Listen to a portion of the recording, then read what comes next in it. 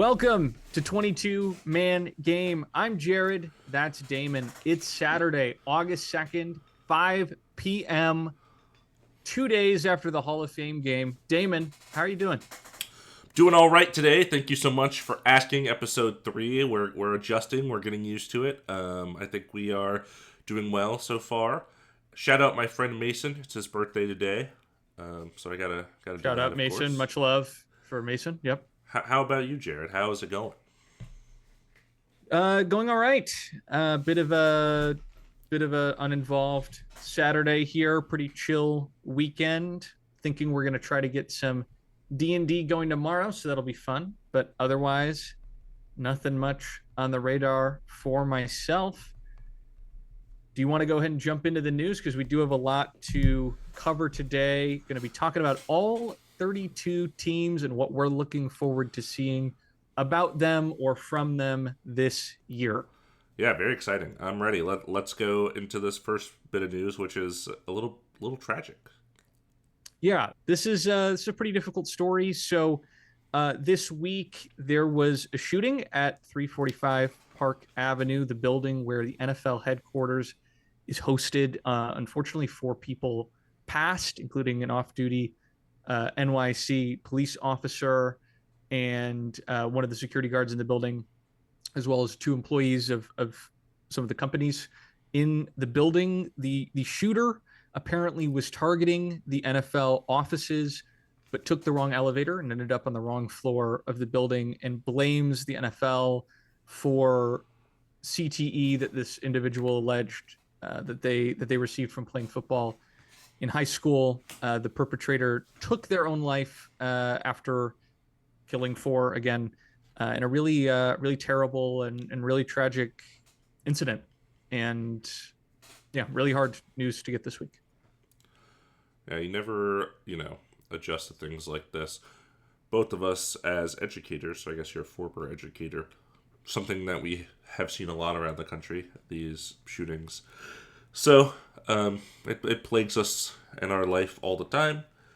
I'm not familiar with the person, obviously. They were not like a professional football player, but CTE obviously a real issue and affects things like judgment and stuff like that. So if they were affected by that, going down this path, I'm not saying it makes sense, of course. Not doing anything like this never makes sense. But if something is wrong in your brain, you are more likely to kind of take these drastic measures. Very sad for the families of those people as well. Wish them nothing but the best as they kind of navigate through these hard times.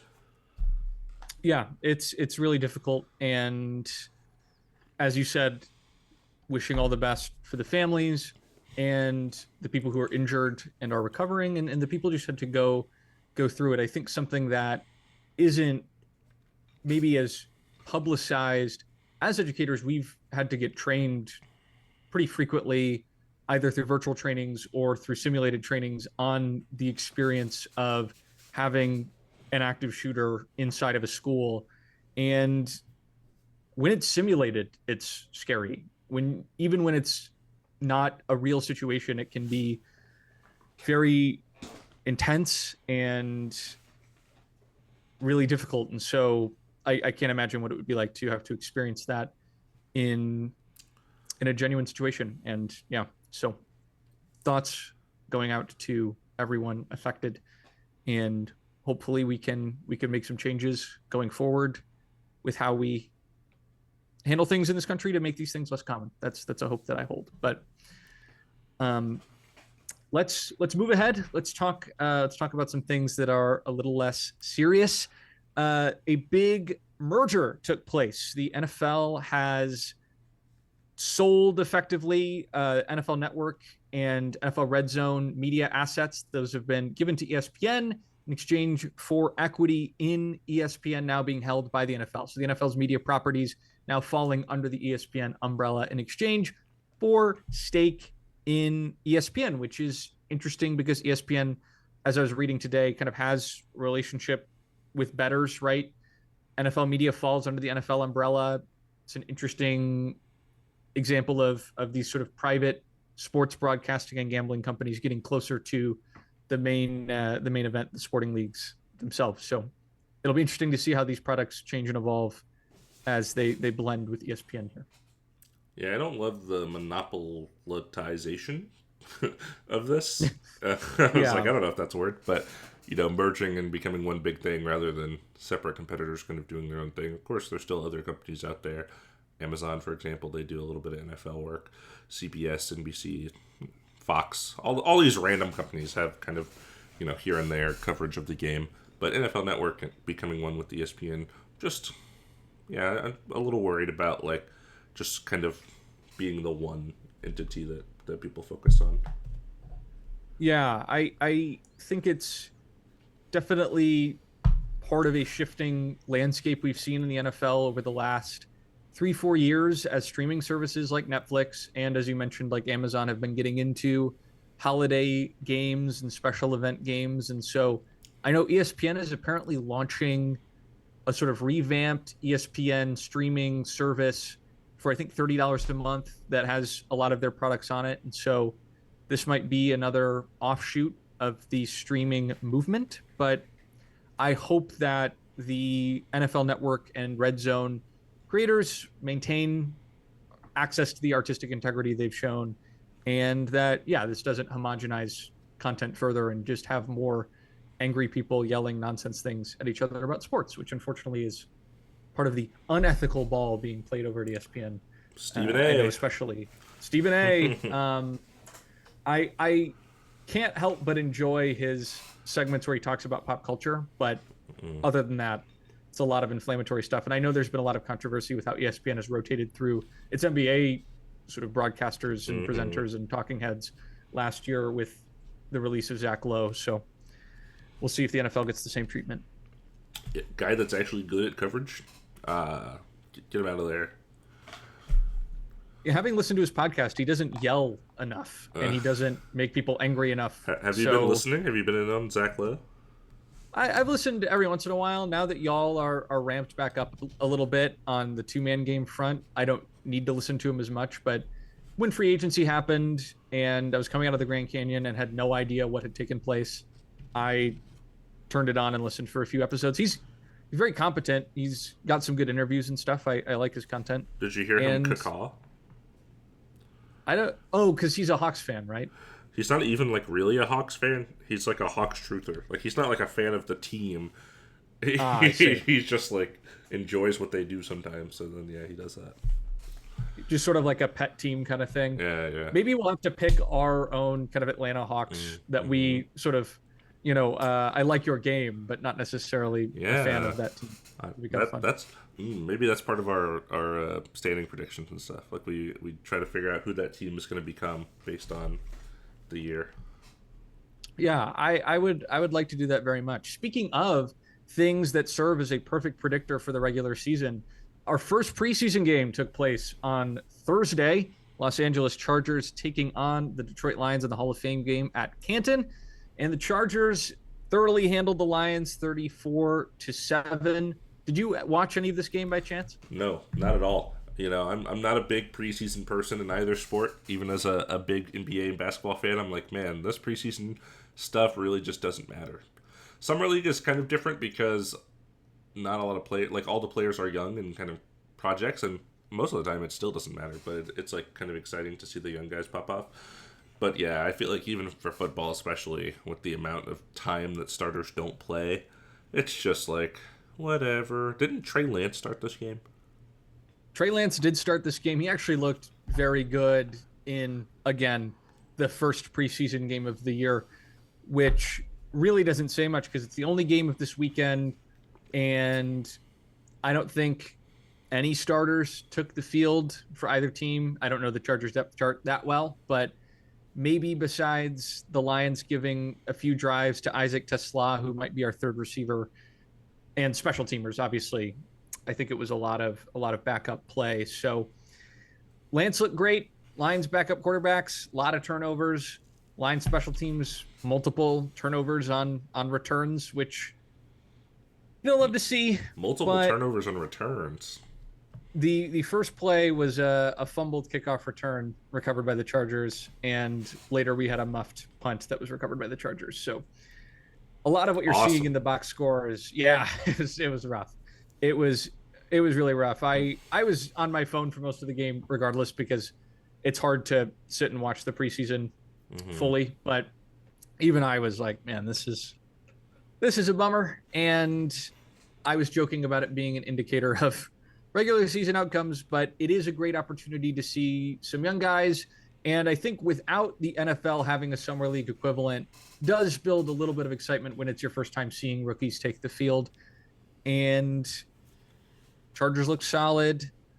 Lions have some players who are playing great, but a lot of them were either veterans or draft picks who you kind of expect to play at that level. So not too much to take away from that.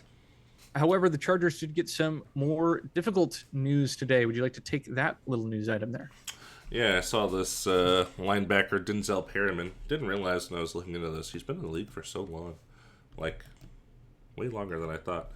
He has been arrested for a weapons violation. What was it? Possessing a weapon. Yep, I think he was stopped for like a vehicle issue or some sort of vehicle violation, and then they found guns in his car, and that led to his arrest. Apparently, he was Five compliant. But firearms, two of which were assault rifles.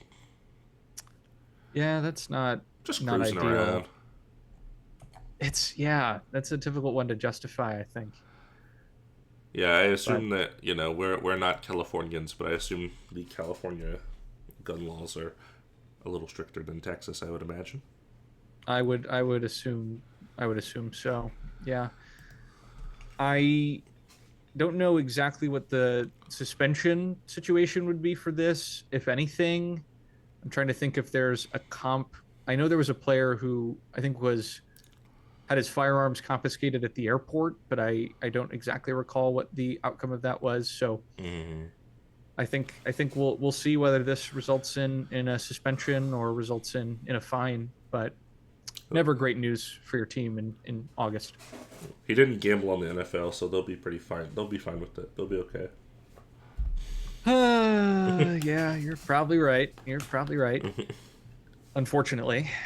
Um, in other AFC West news, a couple big extensions by the Broncos. Wide receiver Courtland Sutton got a 4-year, $92 million extension. And just today, defensive lineman Zach Allen of the Broncos gets a 4-year, $102 million extension. So the Courtland Sutton deal comes in under 20 million.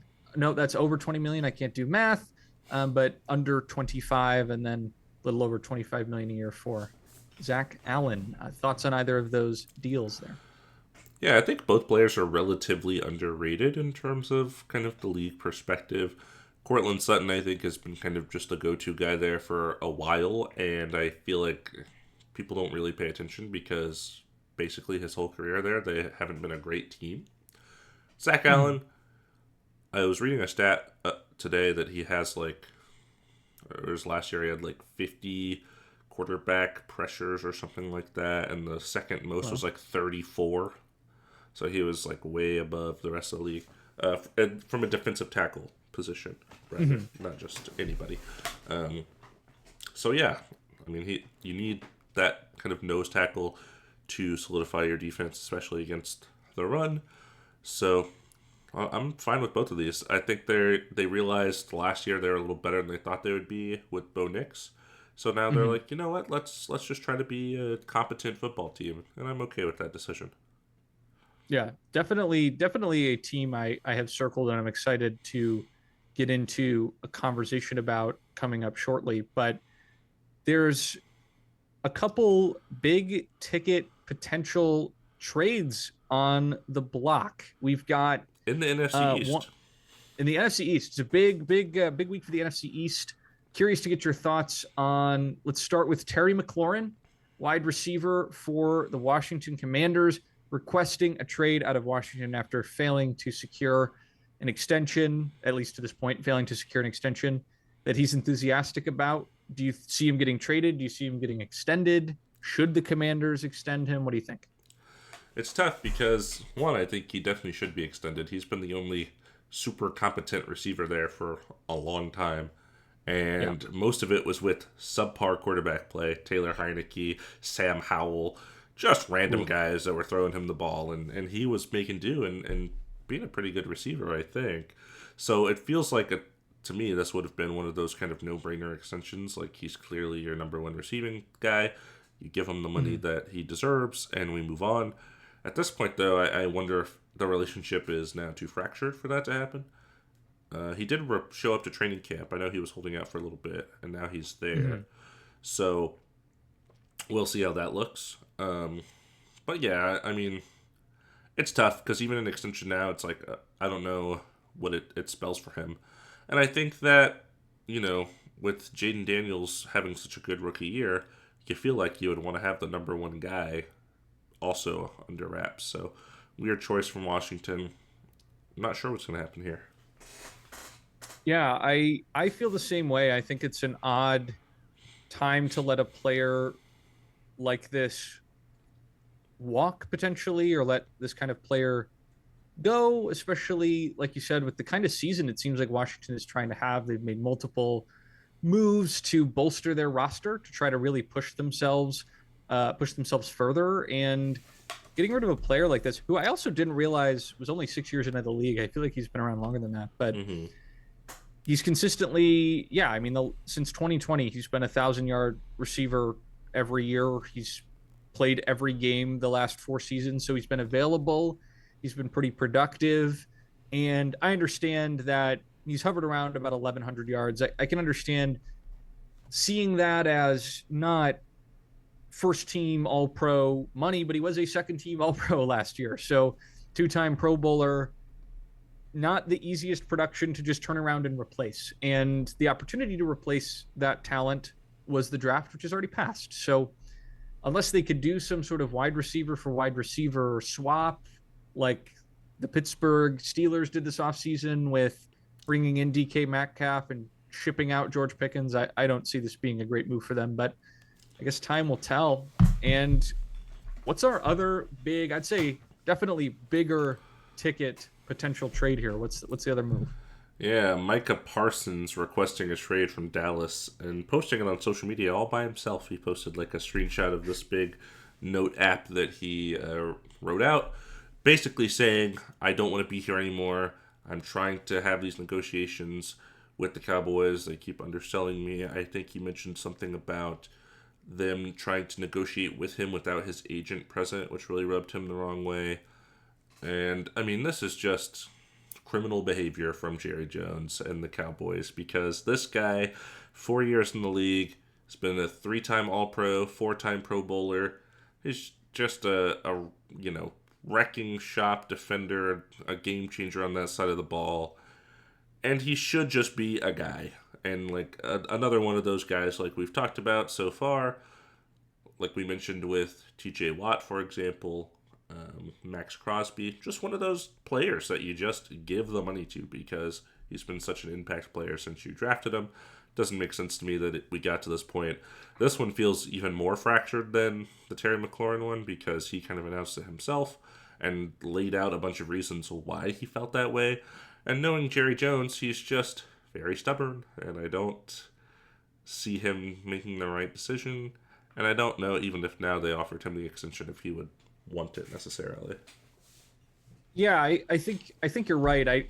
I'd forgotten about the Notes app, but I was definitely struck by that because I think most of the time when we see things like this, it's just some NFL insider reporting that they've requested a trade in a pretty neutral tweet. And so to instead see a personalized message kind of addressing the fans is a really unique circumstance, unique move. And I think to your point, the only way they're going to keep him around now is if they hand him an absolutely massive deal, or they'll have to trade him or let him walk, which I think would be a pretty terrible outcome for them. So unless it's going to be another example of Jerry Jones paying 5-6 million more dollars per year than the next highest player at his position, yeah, we could look at Micah Parsons leaving, and then it's a question of what team can make room for him and how will he raise the floor for that team because, as you said, he is just one of those guys. I saw an article that said it might be a bigger trade in Dallas than Luka, and I was like, I don't think that's true. Luka was such a Yeah. singular. Yeah, in the NBA, there's only so many stars, whereas in the NFL, every team will have 2 or 3 players who are really standout players. So I don't think it's quite to that scale, but he played 13 games and had 12 sacks last season. And yeah, like you said, 4-time Pro Bowler, just really, really consistent. I think he's the first player to have at least 12 sacks in each of their first 4 seasons. Reggie White technically did it, but he sat out his first year or played in different leagues. So generational defensive talent who should be a Cowboy for life, that Jerry Jones is fourth dimensional chessing his way out of. The guy wants you to deal with his agent, just deal with his agent and don't play with fire, because you might end up losing out on truly generational talent for draft capital that may or may not become the next Micah Parsons, and most likely won't. So it'll be really interesting to see this happen. If this trade does go down, it would be probably the biggest single transaction of the entire offseason, I would think. And would definitely warrant a long conversation on this pod. Yeah, I also know that with CD Lamb's extension last year, it was similar. Not that he requested a trade, but that it happened very close to the start of the season instead of during free agency like most other players. I believe Dak's deal took a while as well. And both of those deals ended up being pretty big, so maybe this one follows suit. Those didn't have trade requests involved, of course. So we'll see. I've seen on social media some stuff. I think CD Lamb specifically posted, like, what are we doing? Like, so, we're going to take the player side, because why wouldn't we? Yeah, I don't feel a strong need to line up behind Jerry Jones. No? And no, I'm good. I will say we're going to circle back around to Dallas's cap situation, because when I was looking at things for that particular team, that definitely came to mind. So I've got a little more in the numbers game on that, and I look forward to talking about it. But the teams we're talking about today, we're talking about all 32, but we don't control the order. Why is that, Damon? What's our magic device here? Magic device, if you're familiar with two-man game, when we do stuff like this, we spin a wheel because we don't want to show favoritism necessarily towards any division, team, or whatever. So randomization is the best way to go about that. I've generated a wheel. I'm not even going to bother screen sharing it or anything like that. I'll just spin it and let you know. But I have all 8 divisions on here. And once we get to a division, how we get to those teams, I don't know. Maybe I'll just, if I tell Jared the division, I'm like, give me your number one thing out of the 4 that you think. Maybe that's how we do it. Who knows? But I'm excited. Yeah, this is gonna be great. We're gonna get into every team in lieu of going over their off seasons. This felt like a more efficient way to give the listeners, give fans something to think about when they see results for that team, even if they're not watching them directly. Just some questions to ask yourself as the season goes on. Things to maybe have percolating in your mind. It's what we'll be thinking about on top of other things shortly. But yeah, I'm really excited to see your thoughts. So let's spin that wheel. I spun it. I did it. And this is how you know it's random. Oh my gosh. Because the first division we got is NFC South. One of the worst divisions in football. So let's dive in. Okay. Yeah. I'll start us off with the division winner this last year, and that was the Tampa Bay Buccaneers, going 10-7. I really like Tampa, to be honest. I kind of respect the way that they play. I really respect Baker and how he's revived his career. And for what I am looking forward to for this team in 2025, I was looking at their wide receiver room, bringing back some talented guys. Chris Godwin's banged up, but they are just really kind of stacked at the wide receiver position, especially with what they did in the first round this year. So let me take you through the list here. Of course, legendary receiver Mike Evans. I think Hall of Fame is tough, but I could see that with his historic streak of 1,000-yard seasons. If he keeps that up for another year or two, I could definitely see him being in the Hall of Fame conversation. Of course, Chris Godwin has been sort of the co-pilot of this offense for 7 years alongside Evans. He is currently injured, but provided he's able to return early in the season and is back to form, even if this is one of maybe his last few seasons with the team, same for Mike Evans, they are getting up there. I think it could be a really, really cool 1-2 punch. And then not only did they then go out and add another wide receiver in the draft who is on this list and totally lost to me because I'm looking at the 2024 roster. It's thank you. Yes, I was like 90% sure that's who I was thinking of, but I didn't want to completely whiff.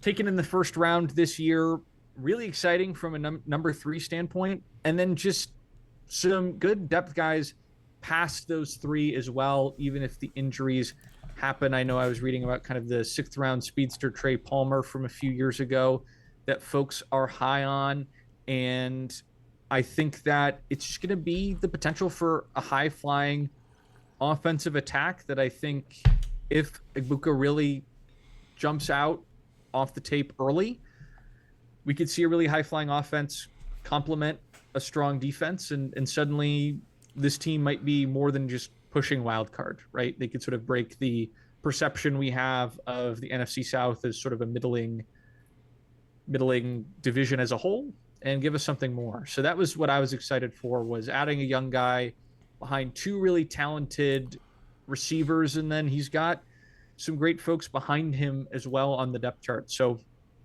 that's my take on Tampa. What is your big thing you're looking forward to from the Buccaneers in 2025? Yeah, you kind of already talked about it. It is the receiving room, believe it or not. Nice. For me, first of all, the depth guy that I am probably highest on would be Jalen McMillan. Oh, yep, him too. I don't think that is, he's going to be some star, but I do like him. But no, my thing, I had to go hometown here. From Galveston, Texas, Mike Evans is. Went to high school with Mike Evans for 1 year. He was a senior when I was a freshman. Yeah. That's awesome. Yeah, and then, he went on to be obviously very successful. So, my thing was, can he do 1,000 yards again? That is what I'm so excited about, because last year he had 1,004 yards. So he barely crossed the threshold. And then early on in his career, he had a season where he had 1,001 yards. So he's had a couple times where he's narrowly kind of hit the pylon. With the Godwin injury, I think it's definitely possible. We'll see kind of how much Ibuka gets used early on. But I'm a big Baker fan at this point in his career. I don't think I was early on, but kind of the turnaround he's had since that one little stint with the Rams, and then now kind of solidifying himself here in Tampa, rooting for him. So yeah, I'm very excited about what this offense can do and where they'll end up. I mean, it's going to be hard. It's going to be hard for them not to win this division again.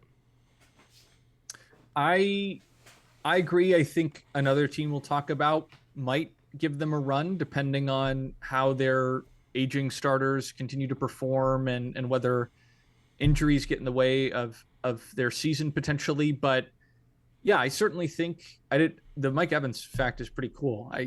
Did you ever throw him anything and he caught it? Was that part of your high school experience? Not. Absolutely not. I was not out there on the football field. That is fair. But yeah, I think you're right. I think the Buccaneers, to me, not only are they arguably the most talented roster as constructed, but they also have more playoff experience on their roster than the Falcons, the Panthers, the Saints. So yeah, I think it's going to be another strong year from the Bucs. I'm excited to see them live. We had a choice of a couple games to go to at Ford Field this year, and I wanted to see the Bucs because we lost to them last year. We beat them in the divisional round 2 years ago. I just think they're a really fun team. Who would you like to talk about next? Yeah, next I'll talk about, and I haven't made exact predictions of standings and stuff, but just looking at the teams here, this is the team I would assume is gonna round out in second, and that's the Falcons. I believe in the Falcons. I like the Falcons. My thing for them, it was more of a question. I had a lot of questions on here. Actually, I might have done all questions. I framed mine as questions about 90% of the time. Yeah. But my question, how run heavy are they going to be, is the thing I'm curious about, because Michael Penix, it wasn't amazing, wasn't terrible. I think he'll be okay. How much will they trust him and let him kind of throw the ball? Drake London had a pretty good year last year. Most of that was with Kirk Cousins. Kyle Pitts continues to be a what if, even though he's like in year 5 of his career already somehow. And yeah, Bijan is a monster. So how much will they kind of just let Bijan run the show? How much will they trust Michael Penix when the game is kind of close and down the stretch? That's the thing I'm most curious about with this team, because I think that the obvious thing is like, yeah, we have Bijan, and I don't know if Tyler Algier is still there, but they have good running options. He is still there. So how much will they kind of lean on that? And if you do, how does that impact the development of Michael Penix? So that's kind of the thing I'm most curious about this year for them. Yeah, I was digging into the Falcons and actually surprised at how little Penix played for all the talk about him. I think he only ended up starting maybe 3 games, 4 or 5 games for them max. So yeah, definitely, yes, started 3 games for them, 1 and 2 in those starts. So yeah, big gamble and how they're going to structure their offense. Yeah, with Bijan, are they going to give Penix time to shine? I looked at the other side of the ball for this team. I was looking at their defense, because they ended up taking a lot of defensive players over the last couple of years in the second and third round, and then obviously we'll get to the first round this year in a second. But last year they took Rook Arohoro in the second round, and then he is a defensive tackle, and then Braylon Trice, an edge, in the third round. Braylon Trice got injured in the preseason, didn't get a chance to play for them last year. And then Aroro played 8 games, then got injured. So there's a lot of defensive talent that they're hoping to see grow up. And then in this draft, we talked about it in episode 1. Not only did they take Jalon Walker, the linebacker, at the 15th pick, they then traded up to take Tennessee edge James Pierce Jr. with the 26th pick. Your favorite pick. Oh, loved that pick. It was one of my 5 most ethical moves of the offseason for sure. I'm just really skeptical of. I was actually really impressed by their offensive talent when I was going through, looking at how much Drake London had performed. Pitts definitely shouldn't have been drafted before Jamar Chase in hindsight, but hey, we all make mistakes. Nonetheless, pretty good running back room. If Penix is even solid, he's got a lot around him. Can the defense keep up? I don't know. That will require a lot of this talent to kind of grow up quickly, especially those 2 first-round rookies plugging holes. So I think you've got some good questions about the offensive side. For me, I want to see if the young defensive guys can step up and support that wide receiver room and support Penix. For sure. They still have Raheem Morris over there? Yes, it's year 2 of the Morris experience. Relatively defensive-minded, so you'd think that he could bring that around, but all depends on the talent evaluation, I guess. So yeah, we'll see. Give me your next NFC South team you would like to talk about. Yeah, so I, for some reason, started with the Panthers in this entire exercise. They were the first team that you thought of. They were like, well, I was like, okay, I might have done the Lions first, obviously, and then I knew I was going to have to start digging into teams I didn't know a lot about, and I didn't just want to talk about Bryce Young, in part because I figured you might bring Bryce Young up, and that's going to be the narrative around them this year. So I looked at their defense, and I was curious about whether they had guys. Who can you name on the defense for the Carolina Panthers right now? Yeah, it's a great question. And since you asked me that question, let me just bring up what my question was at this point. I thought about Bryce Young. I did. I wondered, where? I think I literally wrote, like, will the real Bryce Young please stand up? Because That's good. That's good. He started off so poor in his career, but then he kind of looked like a real player at times last year. But my question ended up being, can anyone that isn't J.C. Horn do anything on this defense? So... Yeah, literally, I had the same exact question as you. And I was looking into the defensive line. Derek Brown is a defensive player for them who's pretty solid, but I believe he was injured last year, so we didn't maybe see as much of him. They were tied for 29th in sacks with 32 last year. They had Ashawn Robinson and Jadeveon Clowney lead the team with 5.5 sacks each, both older players. And they have taken a couple edges to try to supplement their pass rush. Nick Scourton out of A&M as is an edge they took this year in the second round. And then Princely U out of Ole Miss was an edge they took in the third round this year. And I'm just curious to see if those two players end up emerging as a sack artist. I think Derek Brown is a little bit more of a hybrid tackle edge type, so I don't know how much he's really getting to the passer so much as he's kind of pushing the pocket. And so I think a lot of defenses that have a sort of signature aesthetic and reputation across the league either have one of the three best corners in the league, which I think JC Horn is maybe just outside that, or they have a premier pass rusher like some of the folks we've been talking about with the Micah Parsons, the TJ Watt. Can either of these rookies become somebody? That's my question. Do you have more thoughts on the defense besides where are they? No, that was pretty much it, because I feel like, part of my brain for this particular one goes to the fantasy realm, right? And you think, oh, my receiver X is playing the Panthers this weekend. Thank goodness he's going to score so many points. How many negative points will the Panthers defense have in fantasy this week? Literally, yeah. They will stay at the bottom of the waiver wire. So yeah, I'm just kind of curious on that side of the ball, because it will also help your offense develop if they're not constantly on the field, or they're on the field more because your defense can get stops rather than they take big breaks because your defense is just getting killed every drive. Yeah, I think that's a great point as well. And there's another team in the NFL where my question is kind of, can the defense and the offense play well enough around the quarterback to help evaluate the quarterback? And we'll get to that team eventually. But I think Bryce Young definitely is the biggest, single most impactful player on the team in terms of their total outcome. If Bryce plays well, this could be a competent team. If Bryce regresses, then the Panthers will probably be mired in irrelevance. But yeah, without a defense to back him up, how much of it can you really put on his shoulders? We'll see if they've got back.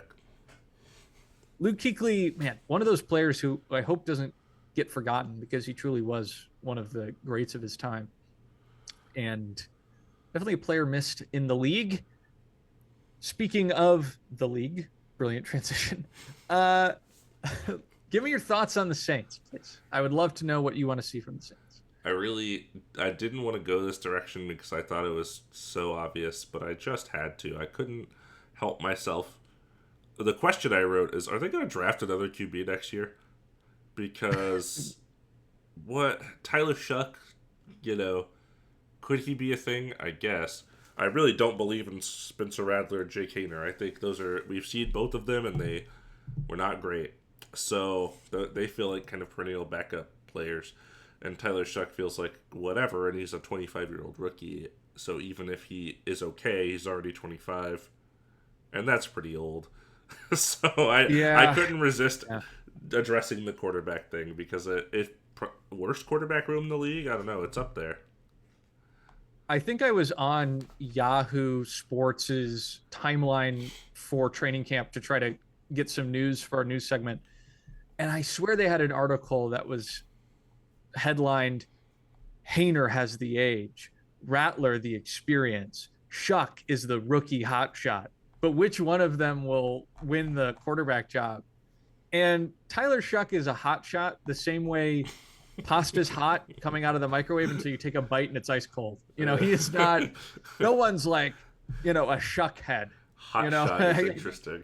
Shuck head. Yeah, hotshot is not, 25-year-old hotshot rookie quarterback Tyler Shuck, who I'm only 40% sure played for like Illinois or something. I didn't. I wrote tank for what I want to see, and I don't believe in tanking. I don't believe in having a deliberately bad season. But the Saints have tried to keep the band together year after year after year. You've got a new head coach in Kellen Moore. You are completely starting over at the quarterback position, taking a flyer in the second round on Shuck. I don't need them to try to be bad. I would just love for the Saints to accept who they are as a team, try to identify the players who are going to be part of the next generation of Saints. Maybe you deal away some of your veterans who could chase a ring on another team. And then next year, yeah, maybe you're trying to take an Arch Manning at the top of the draft. I don't think he'll come out next year, but if he does, or maybe you wait another year, see if Shuck can be that guy, and then if not, maybe 2027 is the year you fully commit to the next phase of the franchise. But man, the Saints unfortunately do not inspire a lot of excitement. No, they do not. Yeah, I don't think they'll have to try very hard to tank. I think they'll That's just true. be bad. So yeah, just be yourselves. And it's forgotten. I don't know if you were following it last year when they had like a 40-point offensive explosion in week 1 and week 2, and then immediately. But it was so exciting for such a brief moment to think that this team could have turned a corner, and then not quite. How awesome will Kool-Aid McKinstry be? That's a great name. I mean, if the name is an indication alone, then yeah, they scored 47 points in their first game and 44 in their second game. And then only one other game that year did they get over 30. So it's fair. Whew, it's a fair interesting. Thing to happen. Yeah. All right. That Next is division. NFC South. Let's do it. Next division. Have you already spun? I'm spinning right now. I'll start us off. AFC West is our next division here. So let me look at my things and see which one I think is the most interesting that I want to start with. I'll start with the Raiders because it's a question that it's basically the same question I wrote for the Panthers. Can anyone that isn't Max Crosby do anything on defense? Is the question that I wrote, because that's another just not good defense, and I want them to be better. And to be better, they will need players that aren't Max Crosby to have kind of an impact on the game. So I think those are the only two questions that are framed that way. Happen to get the divisions back to back, so I wanted to bring it up. No, I think that's great. And I have a different overall question, but my sub question is strong O, but who is on D?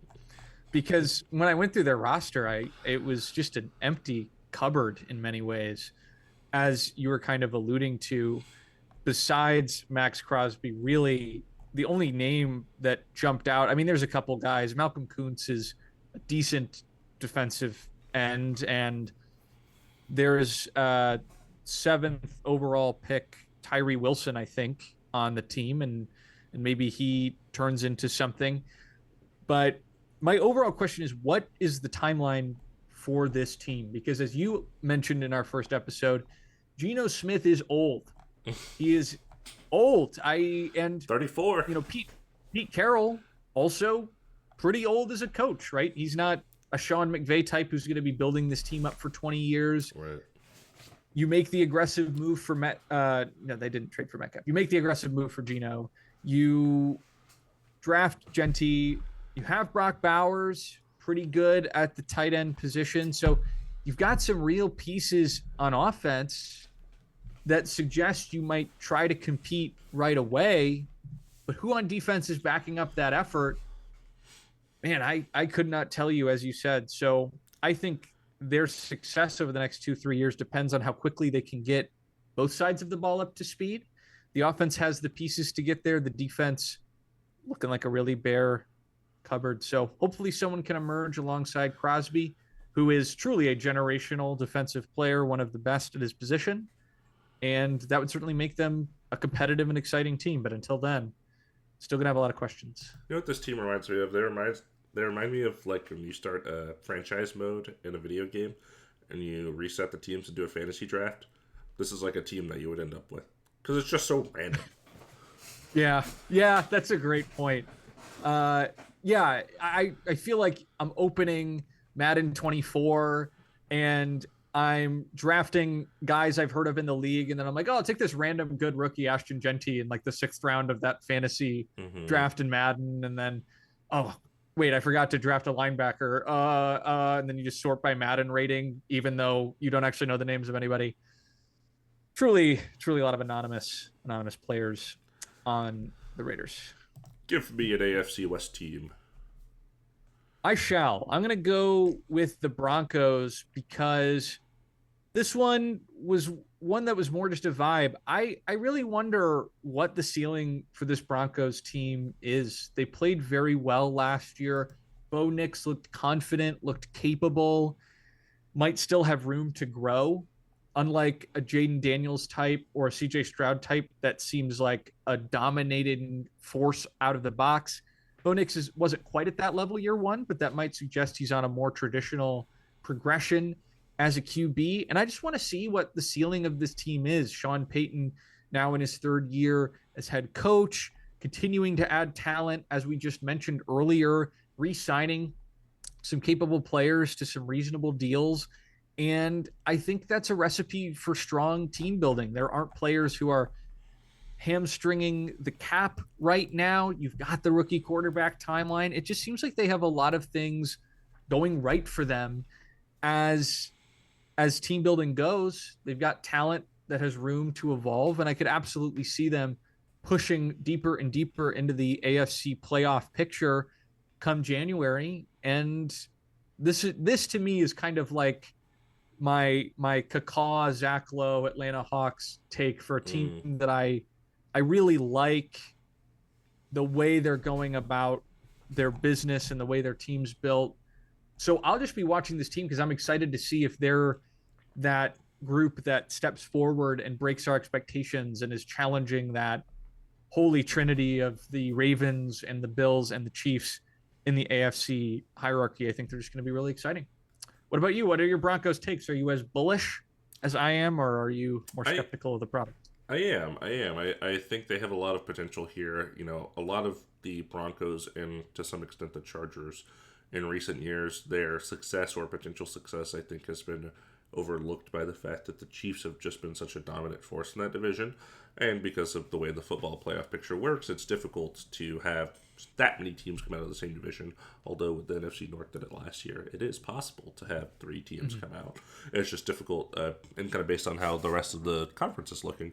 My take was specifically focused on Bo Nix because I thought he had a very good rookie year. I think went above a lot of people's expectations. Not quite the Jaden Daniels experience, like you mentioned, but I think he kind of came out the box and made that team a lot more competent than people thought they would have been. So with the other competent pieces around him, like we've already outlined earlier, some of the signings they made, I think this can be a pretty good team. And my question that I wrote was, how much of a jump can Bo Nix make? Is he going to have the same kind of year that he did last year? Is he going to have like a CJ Stroud where he kind of regressed his second year, had a sophomore slump? Or is he going to kind of continue on that linear timeline and maybe develop a little bit more? I think that'll be kind of interesting to watch. So that's what I wanted to focus on this year for them. Yeah. It sounds like we're kind of asking that sort of similar question about Nix's ceiling, the team ceiling. Definitely something to watch out for. That could be really exciting if Nix takes a big step forward. All right, you've got 2 AFC West teams whose names start with CH, Chiefs and Chargers. Who do you want to give spotlight to next? Of course, I'm going to go with the Chargers. I'm going to not say the Chiefs next. The thing I put for the Chargers is really just a very general question. And I guess it's kind of like what you had for the Broncos. I wrote, can they put the pieces together and just have a good season? I feel like the last 5 years for the Chargers, every year I'm like, this is going to be a good team right here. And they flounder horribly at some point in their season. Of course, a couple years ago, being up 27-0 and then losing in the playoffs. So they just have some disastrous fallouts and some weird things going on. I almost pettily wrote, what is his name? I don't want to get his name wrong because that'll make me feel bad. That's his first name, and I can't remember. Quentin Johnston. I almost wrote, can Quentin Johnston catch a football? But I didn't. I went away from that. But now I mentioned it anyway. So, yeah, I just feel like the talent is here. I feel like Justin Herbert has kind of been a heralded quarterback for most of his NFL career. I feel like their running back room with Najee Harris, Amari, and Hampton will be pretty interesting. I think Lad McConkey had a good rookie year. Who will come up as Mhm. kind of the second receiver? I don't know.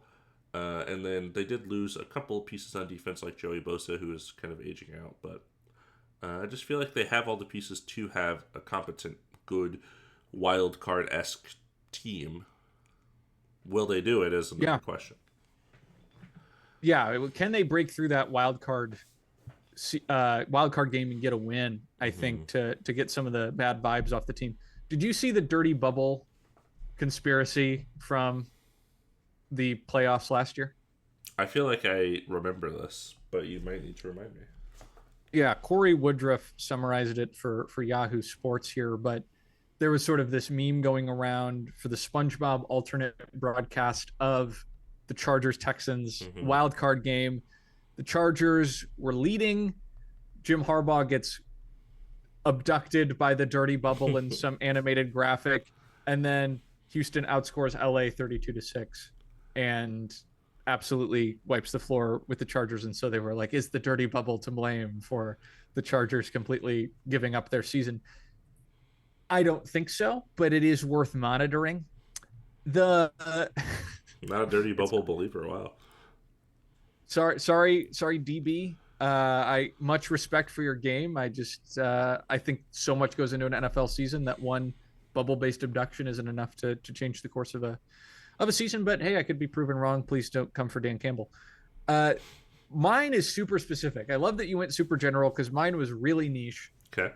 As I was looking at, this is connected, I swear, the Philadelphia Eagles and their free agency situation and some other teams' free agency situations, I was getting really curious about the impact of teams on players and the quality of their play and why we see some free agents succeed or fail in other stops. And the Chargers provide a really interesting test case in the form of Mekhi Becton, who was drafted by the Jets a number of years ago to be a starting tackle for them, flamed out with the Jets. The Eagles signed him for a year and had him play guard. He played very well. So the Chargers gave him a 2-year, $20 million contract to be a guard for them. And it was a signing that really caught my eye because I find it so interesting when a player doesn't succeed with one team, then turns it around with another team. Hmm. And I think I am just very curious to see, was it a matter of a position change?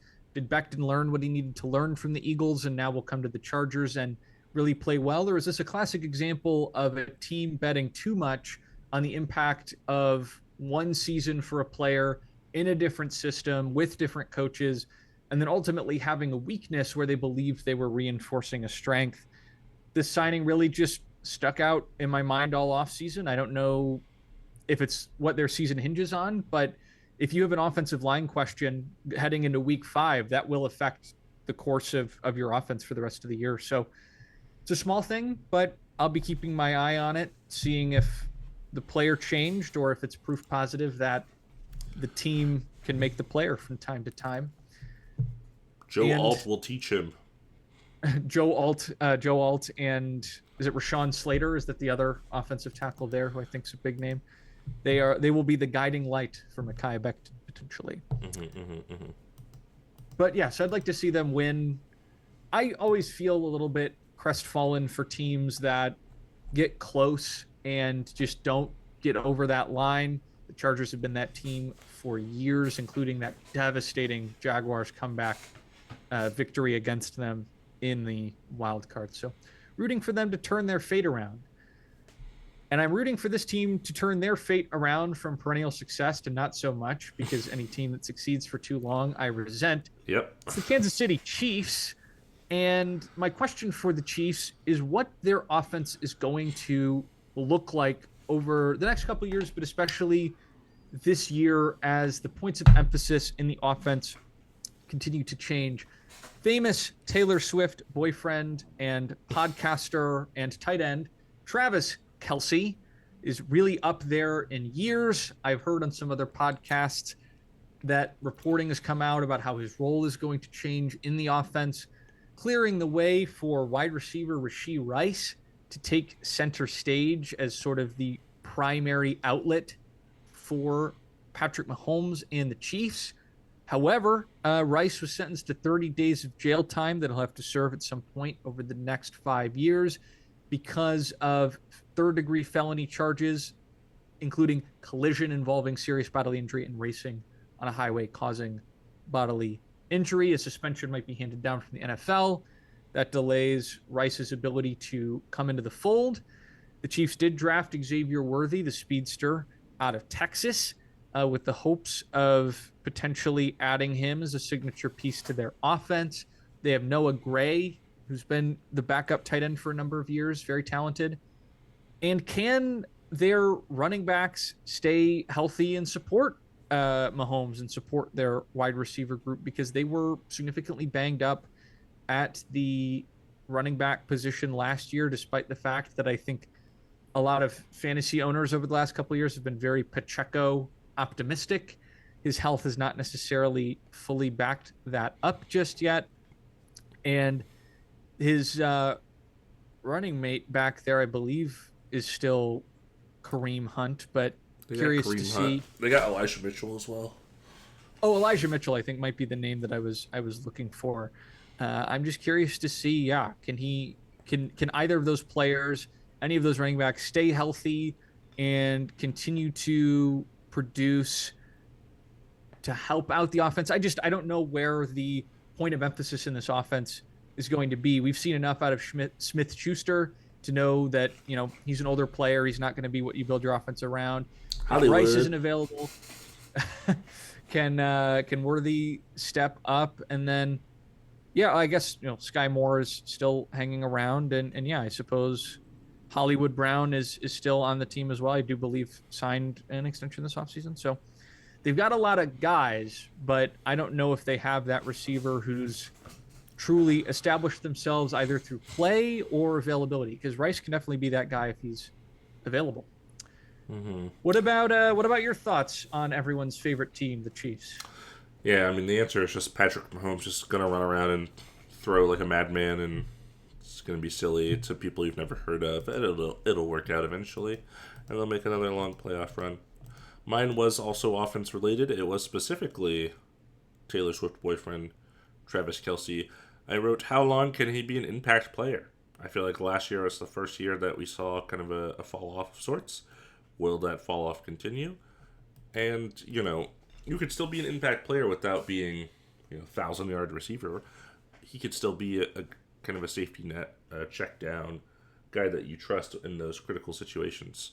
So I just wonder if that will still be his role this year, if he'll kind of be the safety blanket at times, or if, kind of like you mentioned, he could fade out even more. Maybe he just is a blocker. I'm interested to see how he's utilized this year.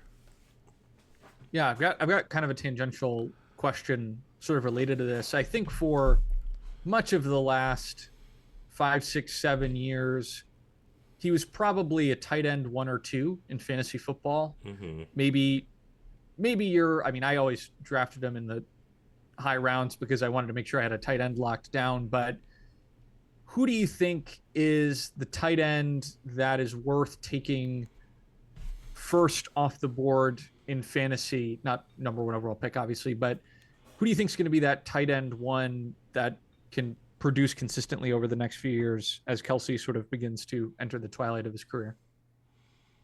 I think it would be Trey McBride, probably. Would be my go-to. Him or Brock Bowers. Those are like the top 2, I think.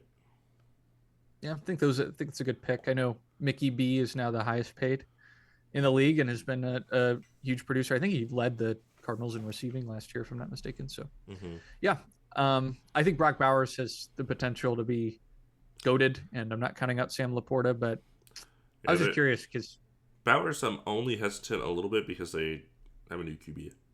So, I don't know how that changes it. I think he'll be better than Gardner Minshew, and Aiden O'Connell is my bet in his favor. But it's also possible that a quarterback who is capable maybe try deeper shots down the field and be less reliant on a tight end to be the primary form of production. So I guess we'll see. That's the AFC West. There it is. What is our next division, Damon? Yes, I'm excited. I should spin the wheel and figure it out. 6 to go. I remember when Dom and I do stuff like this, we give ourselves like a minute timer, which maybe we could have done, but oh well. I feel the need to respond 3 to 4 minutes per team to make sure that we're not done until 9 p.m. So Okay, that's fair. Next, we're looking at the NFC West. NFC West. So why don't you? Okay, I think you.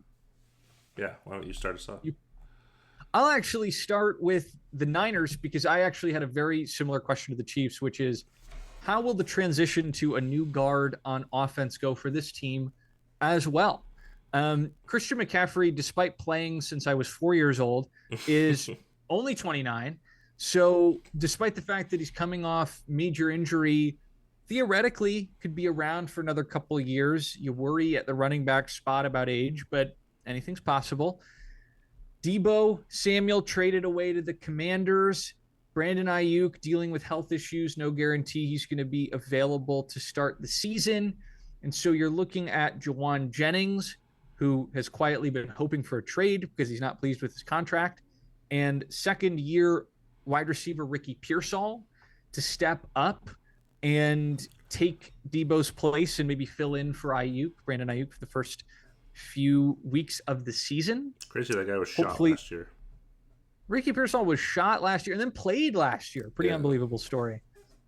And came on at the end of the year. He carved up the Lions late in the season. Granted, our defense had a lot of holes in it. But in this year's draft, they didn't go with any offensive players until they took wide receiver Jordan Watkins in the 4th and running back Jordan James in the 5th round. So they didn't necessarily seek out marquee talent. Granted, Isaac Guerrero played very well for them last year at the running back spot when available. And so it's possible that, they've got a stable enough crop of running backs, but with the new wide receiver situation, as that continues to evolve, even if the players they have right now have the talent, I wonder if health concerns, because apparently there's been some injury issues in camp with Pearsall and Jennings getting maybe a little bit banged up. I think at least Pearsall has been banged up.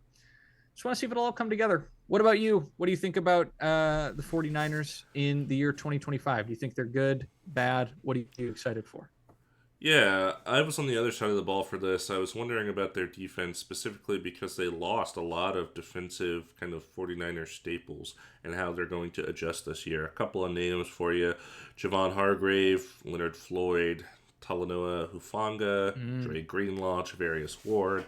So a lot of good players they lost on that side of the ball. And I just wonder kind of how they're going to steady the ship because I feel like their defense has been kind of a core part of their identity and their success in recent years, and losing all these guys has me worried in that regard. They still will have players such as Nick Bosa, Fred Warner, those kind of defensive stalwarts, but a lot of losses around the edges there, so I'm a little worried at how their defense is going to hold up this year.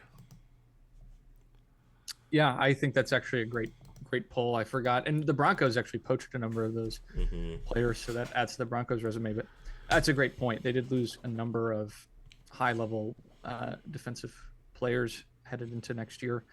I think it's your pick for team. What do you want to talk about next? It's my pick. Let me talk about the Cardinals because this kind of goes into your question earlier about tight ends. The question I wrote was, can Trey McBride triple crown for tight ends? Can he have the most catches, yards, and touchdowns for a tight end? Because I think it's possible. And I mentioned the slight concern I had for Brock Bowers was not in terms of Geno Smith. I don't think he's going to be a worse quarterback or anything. But if they have a different quarterback, different scheme, how much they use Ashington to their receivers, etc., that just becomes less yard for Brock Bowers. And then, of course, with Sam Laporta, like you mentioned, the Lions, we have Monra and J-Mo and those guys. So I feel like he'll get targeted a little bit less. And I know the Cardinals do have Marvin Harrison Jr., who they didn't utilize as much last year, but with Trey McBride, I just wonder if it's possible for him to do that. I don't know if that's been done before. Obviously, he's not going to triple crown, like he's not going to beat all the receivers, but just in terms of the tight end category, what's the chance he can end up leading all three of those categories? And I think there is a chance. Yeah, I think it'd be really cool, and I asked a similar question in a different way. Are McBride and Harrison Jr. enough in terms of offensive weapons? Decent running back room. I personally think the Cardinals should look for quarterback upgrades over Kyler Murray, but that's neither here nor there. It just seemed like, in terms of offensive production at the receiving positions, besides McBride and Marvin Harrison Jr., they didn't have a lot. If he triple crowns, does that give them enough offensive production to sneak into the playoffs? I don't know, but I think it would be really exciting to see a tight end triple crown, and I think that would be a fun stat to track as well and watch out for each year, because I know we think about that for receivers, we don't really think about that for tight ends, but McBride could be different. I think he was tight end, or sorry, I think touchdowns were the thing that held him back last year. So it'd be really cool to see he him didn't score a touchdown for many weeks. I remember. Yep. I think on the Heated Club podcast, one of the hosts, Dan, had him on his fantasy team and was just waiting and waiting and waiting for that touchdown, and then finally it came. But it was pretty entertaining to track. For this next team, I wrote one word and a question mark, and that word was Darnold. Because for the Seahawks, Darnold?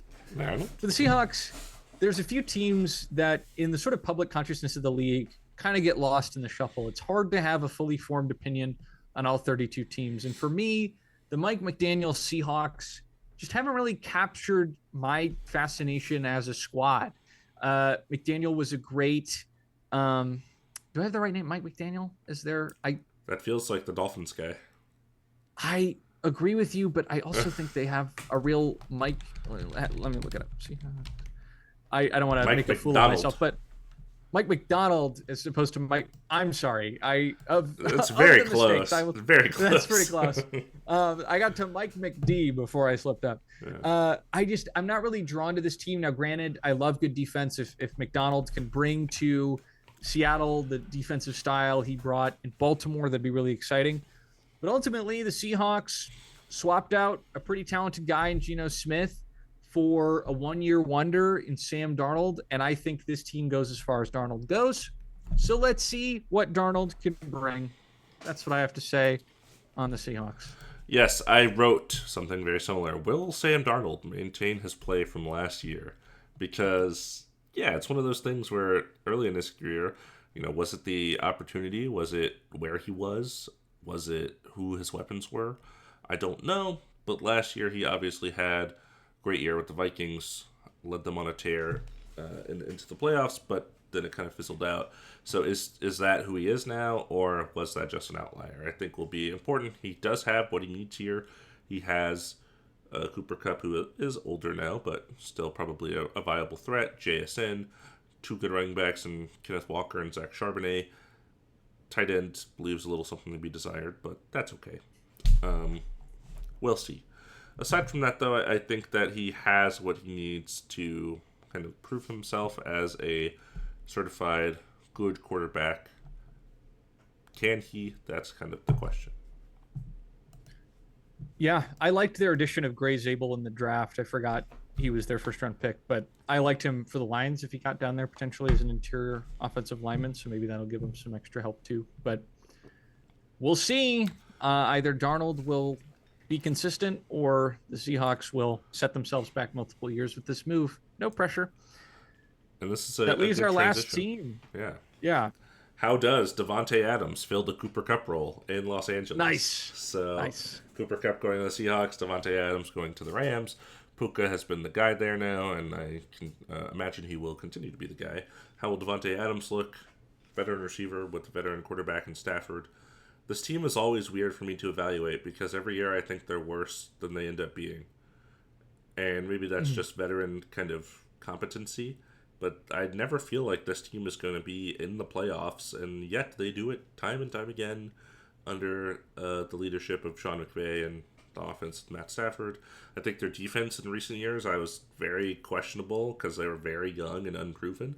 And then random guys like Jared Verse last year just end up kind of popping off and being really good for them. So will they continue that? I'm not sure. But yeah, I'm very interested to see how Devontae Adams looks in that offense and how he's kind of utilized. Because he's always been the guy, and now he's not the guy, I think. Yeah, I think you're right, and I Mine was actually about the guy.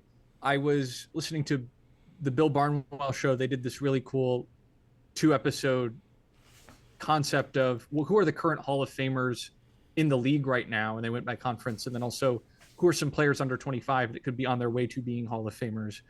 And Puka came up, and I was like, we're just, everyone loves Puka because Sean McVay and the Rams, and he's a good Ram.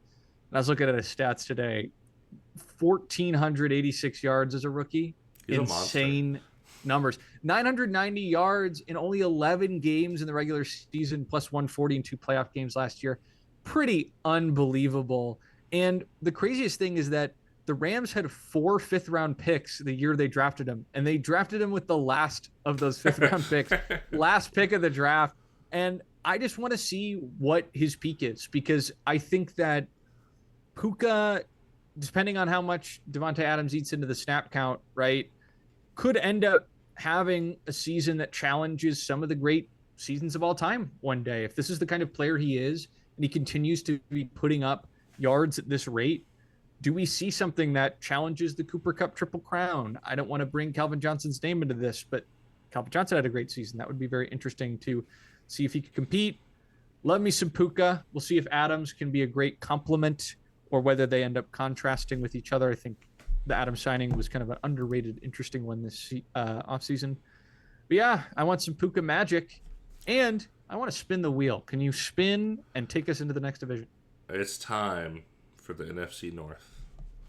Let's go. The best division in football, some would say. The best team in football, the Chicago. No. That's a lie. Is it me first? You should go first. I give the floor to thee. Yeah, I think you did 49ers first last time, so yep. I will start with the Detroit Lions because let's go. Why would I not? It'd be criminal of me. My question, I think, is a similar question that I had last year, and I don't really think it was answered either way. So, my question I wrote, is this the year that J-Mo makes the jump to be a guy? I feel like he has been relatively inconsistent in his career. I think especially early on with the suspension and stuff, it was just like, yeah, you send him on streaks and you throw an 80-yard pass to him every now and then, and that's about it. And I think we have seen in recent years him being more utilized as kind of a little bit more consistent. Of course, Amon-Ra has been the guy, and Sam Laporta has been very good in his first couple of years as well. I think if J-Mo can kind of become a consistent third option or sometimes a second option in a relevant offense, stay on the field, be a good team player and stuff like that, that could be something that pushes the Lions offense kind of over the top. Because then there's just like 5 weapons on the offense, and they're all elite at kind of different things. And of course, this thing is the speed, but you have to do more than just send them up the field every time because they're going to catch on to that. So if they can kind of utilize him, I think something that would be interesting to see, kind of things like those kind of jailbreak screens, where they just throw him the ball on the line of scrimmage with a couple blockers, and then he's just fast enough to kind of get on the outside and outrun people. Stuff like that, I think, could be an interesting use of him in the offense. So we'll see if that's the case. Yeah, I think that's a great one. And Isaac Tesla in limited action looked good. In the preseason, could add just another receiving option. And they really, when Jameson Williams got drafted, that was such an exciting moment as a fan because we traded up 20 spots to take him, right? And it would be really exciting to see that fully actualize and for him to move past some of the drama that's plagued him in early years. I think that'd be a really nice story.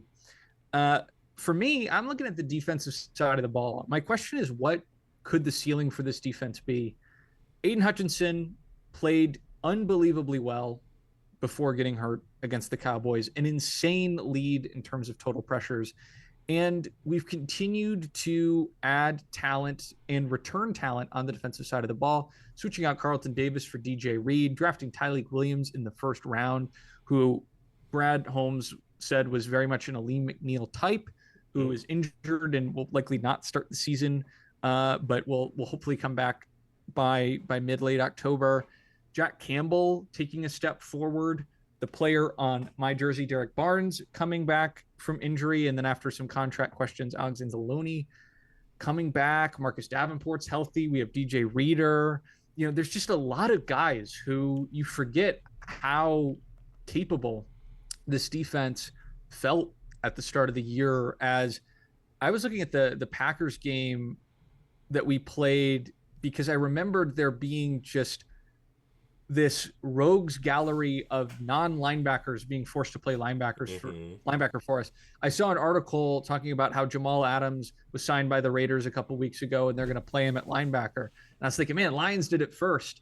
And there was another player who was just sort of like one of those guys who's been around that were starting at linebackers in emergency.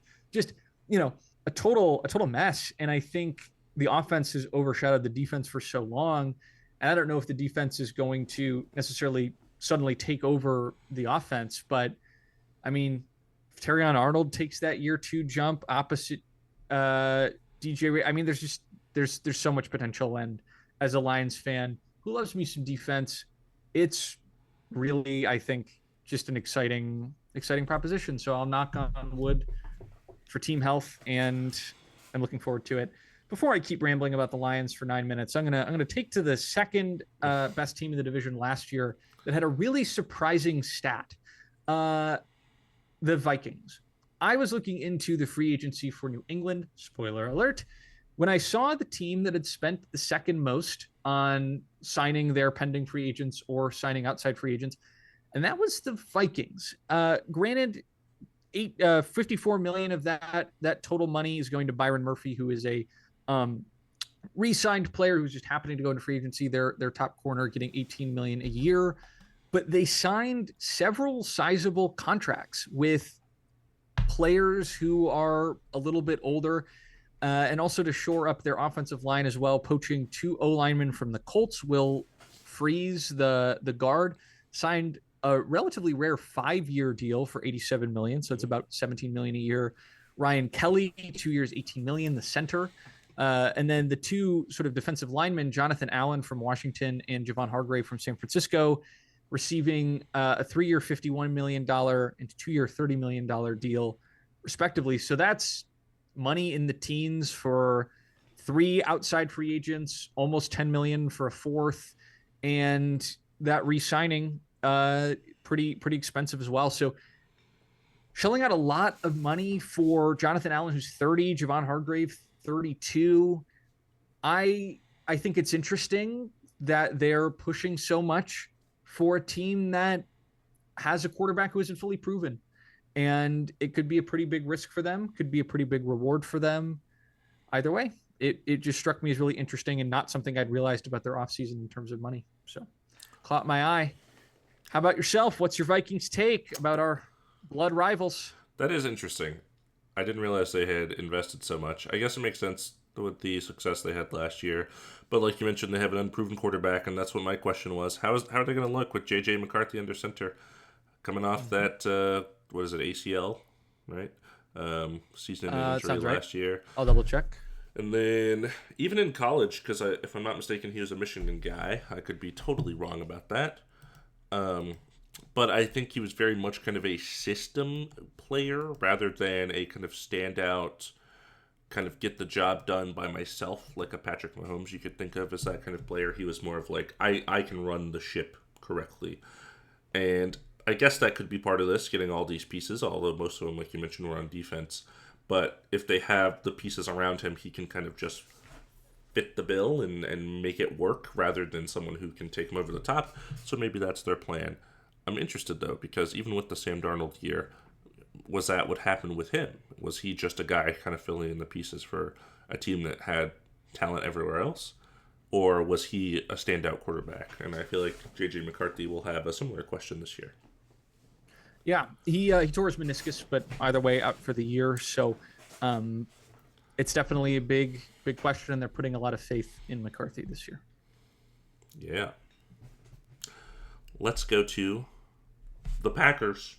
Shout out Gabe and Anthony, friends of the show. We'll have to have them on at some point when they play each other or something. I don't know. That could be fun. We can invite him on after the game. So in the event that the Lions don't win or something, then we can Not just not possible. have them on. Yeah. Well, I mean, yeah, I was sorry and lost in a daydream about an impossible world. So ignore that comment. Uh, My one here is a little local for me. UT Matthew Golden. How mhm. quickly is he going to ascend this wide receiver depth chart? Because it feels like this team, my thing for them for years has been they have so many wide receivers, but none of them are the wide receiver. They're just like a bunch of kind of wide receivers, a bunch of wide receiver twos and threes, no wide receiver ones really. I feel like Christian Watson was the guy that had a chance at that, but he has been so unhealthy throughout most of his career that he hasn't been able to kind of sustain that production. Jaden Reed had flashes at points, but he's kind of a small slot guy that doesn't usually end up being your wide receiver one. Although there have been cases of that, like Monra is kind of that for the Lions. And then we've had our Romeo Dobbs of the worlds, our Dontavian Wickses of the world, just random guys. So with using a first round pick on Matthew Golden, is he going to quickly become that guy for Jordan Love? I'm interested to see. I had an identical question. Literally, who emerges as a no nonsense dog on offense?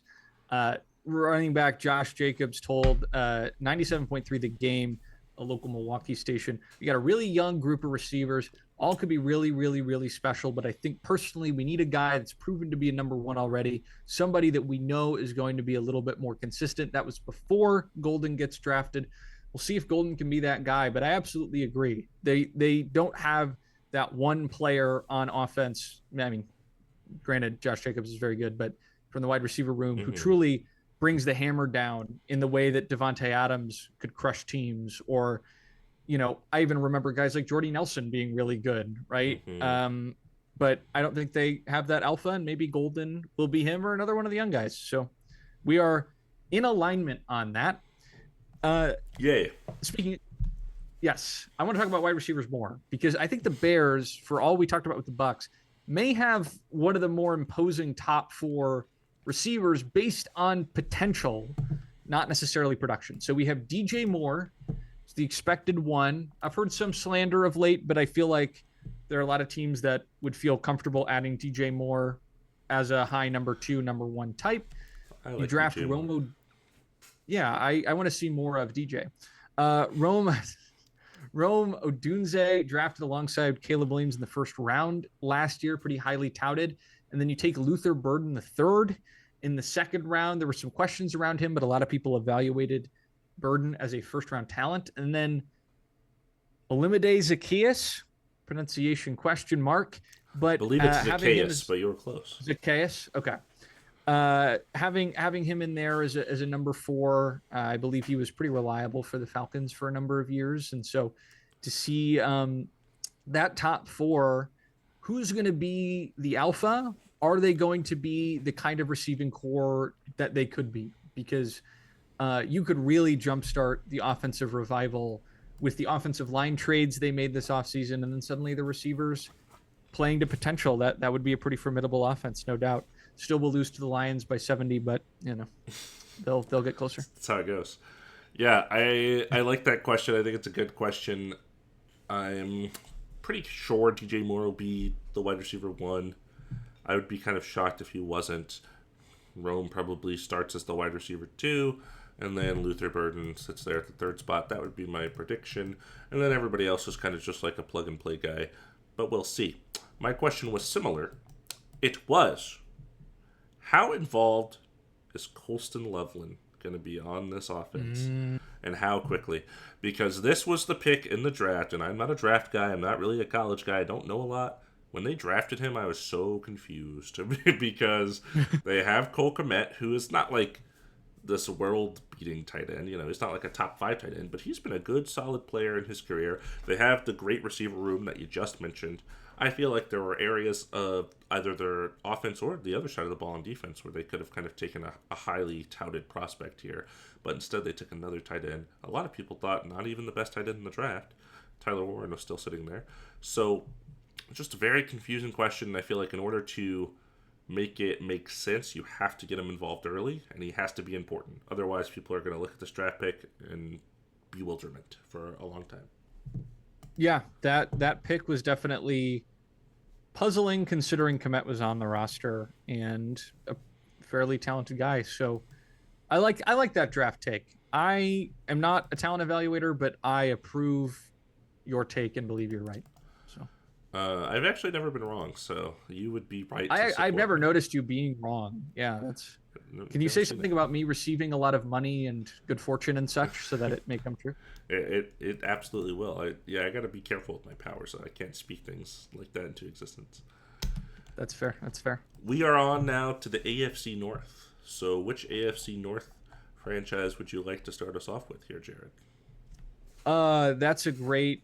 It's a great one. I'm going to start with the team that I want to talk about the least, so we can get it out of the The way. Browns? No, no, I'm actually excited for the Browns. The Steelers to me, no offense, my therapist is a Steelers fan. I don't want to Pod speak too fan? ill of them. I don't know. I maybe we can spend our next session just listening.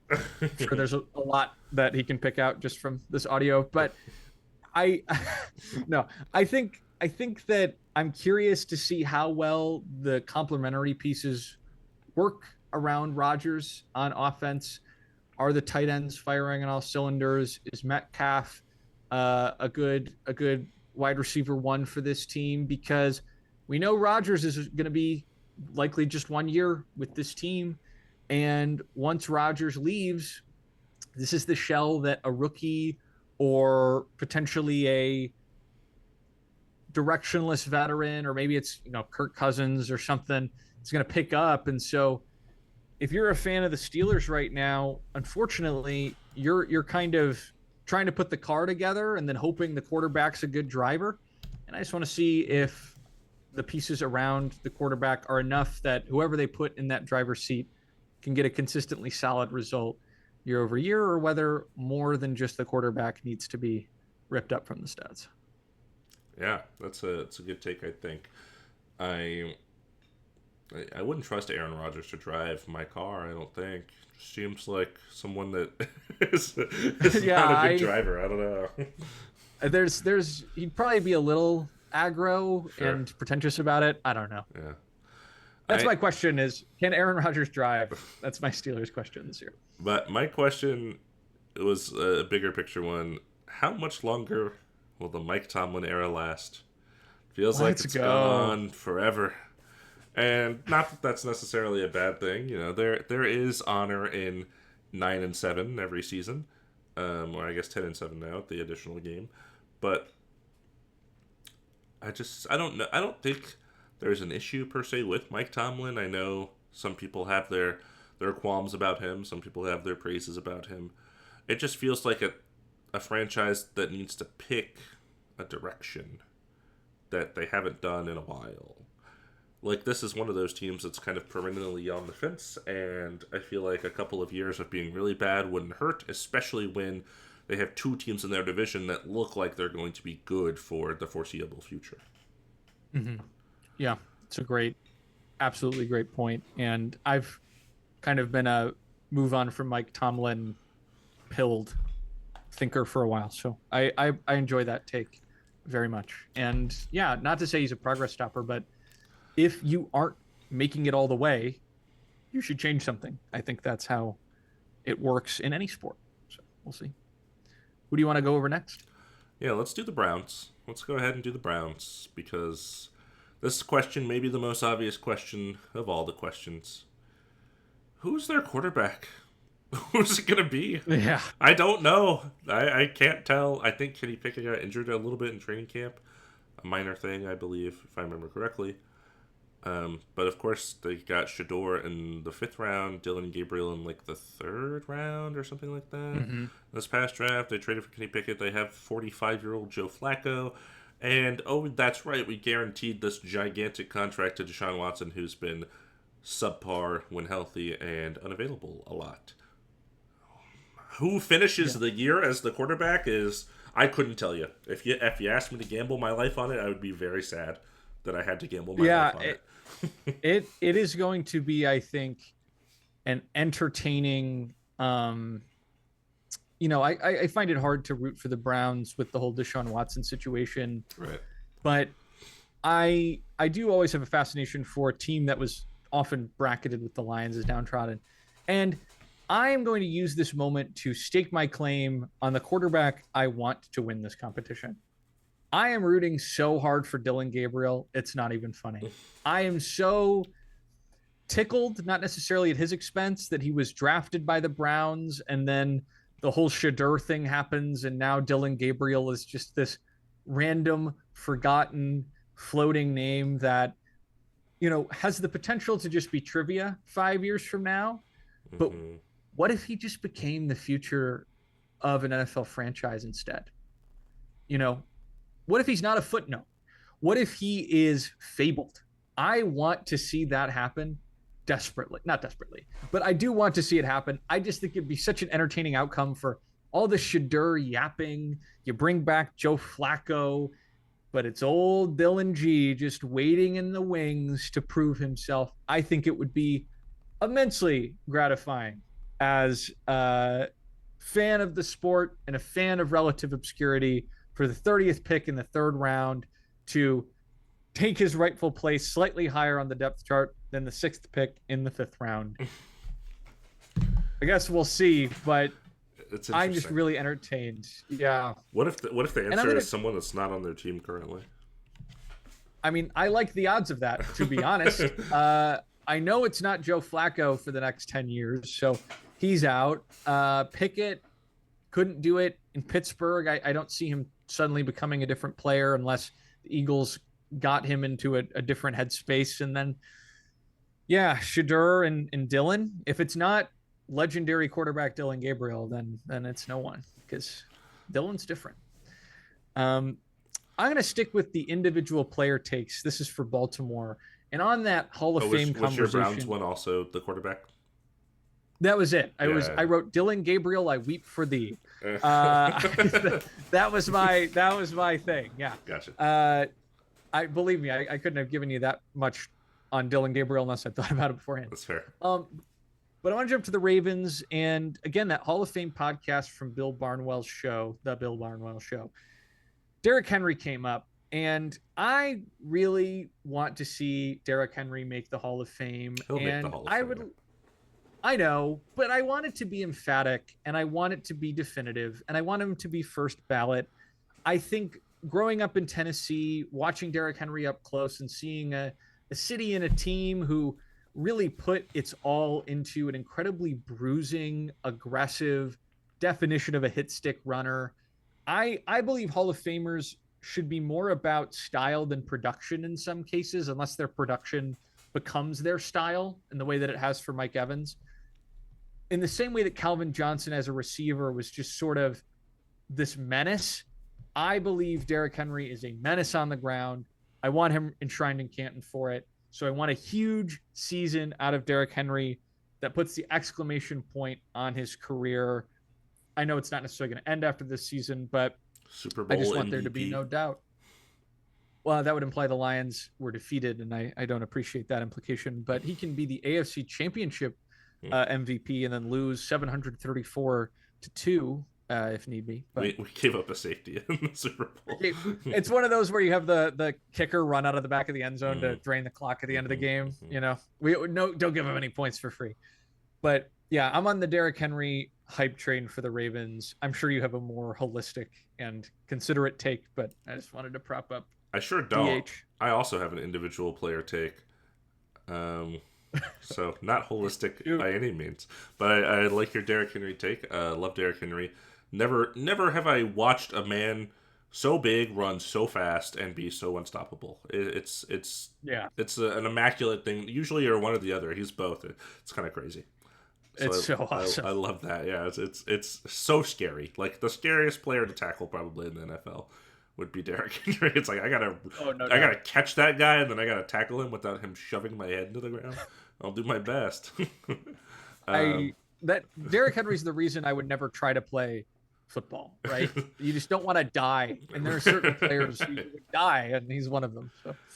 My individual player question, also on the offensive end, is this the year that Isaiah Likely takes over the official tight end 1 duties from an aging Mark Andrews who dropped a crucial playoff pass that will never be forgotten. Yep. Isaiah Likely has kind of poked his head in the last couple of years. I think 2 years ago he was kind of a name, and then last year I feel like there were weeks where I was like, okay, he's like actually being utilized here. And maybe this is the year where he's more used than Mark Andrews. I could definitely see that happening. Obviously, you have Derrick Henry for your run game with Lamar. Great two-headed run combo there. And then on the wide receiver front, you have Zay Flowers, and that's about it in terms of wide receivers. We mentioned D-Hop in the first episode. Rashad Bateman has kind of been there, but not really an impact player. So will Isaiah Likely become kind of a primary pass target for Lamar? I feel like that's important for the long-term playoff success of this team, for a team that has kind of been stuck in that divisional conference championship round. And maybe he's a player that can help them get over the hump. Yeah, I like that one too. I think the Likely Mark Andrews sort of battle for supremacy in that room has been interesting, and kind of begs the question whether they maybe should have made an effort to move on from one or the other of them this offseason to get a draft pick that you can then reinvest in a different position. But I mean, if they're both strong receivers, they combined for over 1,000 yards last year, then it's a really interesting offensive structure and a player that's definitely worth keeping an eye on. I love that take. Who's next? We've Thank got you. 3 divisions left. Well, we have to talk about the Bengals. Don't forget about the Bengals. We have to. Oh, I'm sorry. Bengals erasure. We gotta... Great shame on my end. Something we didn't talk about with the Terry McLaurin, Micah Parsons thing. Trey Hendrickson, of course, also had requested a trade at some point and did show up to camp. They asked him about it, and he said, "Nothing's changed." Just tired of getting fined. I saw that. Yep. So my question was, are they going to hold this defense together with the Trey Hendricks thing, with the Shamar Stewart finally on board and signed in the first round? Signed your first round pick. Congratulations, Bengals. I think a lot of people, a lot of focus goes to the offense, deservedly so. Joe Burrow, Jamar Chase, T. Higgins, Chase Brown kind of had a good season as their running back last year. So that being said, are they going to be able to survive on defense? You don't want every game to be 35-38. You know, I think they have to hold the fort on that end, and just with what they're doing with their contracts on that side of the ball, they're not really showing promise, and I'm not super confident that will happen. So I don't know what their defense will look like if Trey Hendrickson, decides to hold out, how Shamar Stewart is going to look early on after kind of the weird start of his career already. And then there's just a lot of guys over there, but no guys. So I'm just wondering kind of how good or bad their defense will be.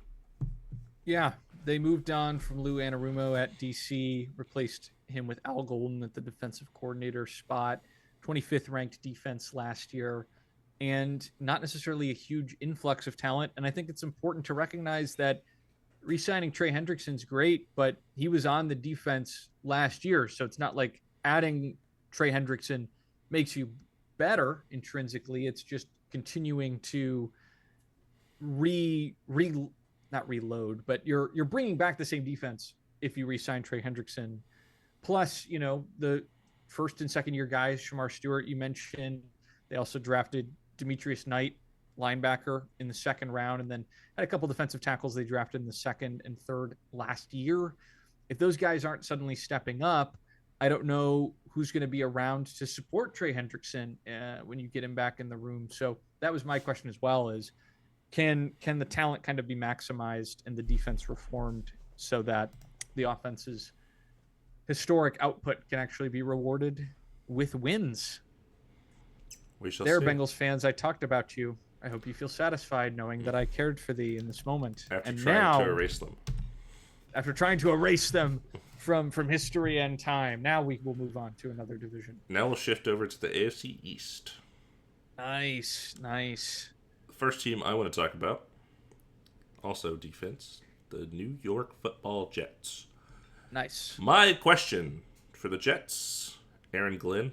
Love me some Aaron Glenn. Glad he's over there. Mm-hmm. With the acquisition of Aaron Glenn as their coach, with names like Sauce Gardner, as well as others, my question I wrote is, can their defense win games? Can their defense be so good with some of the individual talents they have, as well as Aaron Glenn, who respected defensive coordinator over here in Detroit as their head coach. Is it going to be one of those defenses that's so impactful that they can shut opposing offenses down? And I've thought in a lot of recent years for the Jets that they had the pieces to be that. They just never could quite put it together. But I think this could be the year. And I think that could be something that they need for Justin Fields and Garrett Wilson and Breece Hall on the offense to find success, as if their defense is kind of one of those just suffocating forces. And I think there's potential. Yeah, I was thinking about asking you, can you name a Jets defender that isn't Sauce Gardner? Quinn Williams. I can name. Yep, Quinn that was the only Williams. one that came to mind for me, to be honest. And I think that you're absolutely right. I think I forgot about Will McDonald. Yeah, they've invested a lot in the defense, and they have names all across the defense that have a chance to, under the right tutelage, be much stronger players. I took a look at the roster as a whole, and thanks to bookies.com, I'm sure the most credible source in the NFL, which had a ranking of the average age of each NFL team based on the sort of projected roster, had the Jets as the third youngest team in the NFL. And so the question for me is just who will show up and sort of add to the youth movement on that team. I imagine Aaron Glenn looked at how things went for the Lions over the course of those first couple of years, where it was a lot of younger guys and rookies getting run, and the cream of the crop rose to the top and the rest sort of fell away. And before long, we had a promising core. And I think if you're the Jets with such a young roster, you kind of want to see the same thing happen. You've got a couple key pieces in Gardner and in Garrett Wilson. Breece Hall, I don't know if has been re-signed. He might be on his last year with the team, but either way, you need another 4, 5, 6 guys to come in and really round out that core. You've invested multiple times in the offensive line over the last couple seasons, who can be sort of that signature O lineman, and then usher in the next era of Jets ball, either alongside Justin Fields or set up the team so that when you draft or sign the guy you expect to be your long-term quarterback, now you've got the talent around them to really push that youth movement forward. That was my question with the Jets. But yeah, hoping for good things for Aaron Glenn. He was a great guy. Let's talk now about the Mike I thought I was talking about earlier, Mike McDaniel and the Dolphins. This team just has a bad tendency to fall apart in winter months. They just sort of burn out early. And I think the running game is an important component of a team staying sustainable. So can Devon Achane be a premier running back for the Dolphins is what I want to see. A couple of years ago, he was a real fantasy all-star for me, so kind of pulling for him in that respect. And he put up looks like 900 yards rushing last year, which is great. I want to see if he can maybe push that even higher. I think nowadays in the NFL, 1,000 yards for a running back isn't like game breaking. It falls into that very good category. And it's when you're pushing 1,300 yards that you start looking at them as a true upper echelon guy. And I think if you want to be a team that can survive in the winter and be sort of a playoff contender, you need that sort of grit and that extra gear that you can turn on. So he only played 11 games in that rookie season. I think he was banged up, still got to 800 yards, played 17 games in 2024, only got up to 907 yards. So maybe with some more consistent quarterback play, hoping Tua stays healthy, we see a more balanced offense that lets Achane really bring a new dimension to this team. That's what I'm looking forward to with the Dolphins. Yeah, they also have an interesting backup running back room I was looking at earlier as well. Jalen Wright, they drafted not too long ago. He hasn't really played much for them. They picked up Alex Madison. We'll see how he plays. And then they drafted Ollie Gordon, who was projected to be kind of a freak show at Oklahoma State. I don't think he had the greatest of seasons, though. But it's an interesting room. And yeah, hopefully Achane can stay healthy. I focused on a position group as well, mine on the defensive side of the ball, the corners specifically. So we talked about the Jalen Ramsey, Micah Fitzpatrick trade. Best move of the offseason. in which I controversially said it was the best move of the offseason. It's already looking bad for the Dolphins in terms of their corners, though. Here's why. In training camp, the Dolphins have had 2 corners that have season-ending injuries. Oof. Artie Burns tore his ACL, and then Cater Kahu, I don't know how to say that guy's name. One of their starting corners as well had a season-ending injury. I don't remember the exact nature of it. So they just signed some veterans to kind of bolster that front. What's the name? Mike Hilton. That's who they just grabbed, Mike Hilton. Oh yeah. So they've signed some guys to kind of make up for it. I just worry. The question I wrote is, can their corner room survive? Because I don't know what it's going to look like against other teams' opposing receivers. Obviously, I still believe in Micah as a safety, but when you have guys that are lined up in man coverage against some of the best receivers in the league, and you're kind of scrapping at the cornerback position, it's a little worrisome. So that is what I focused on.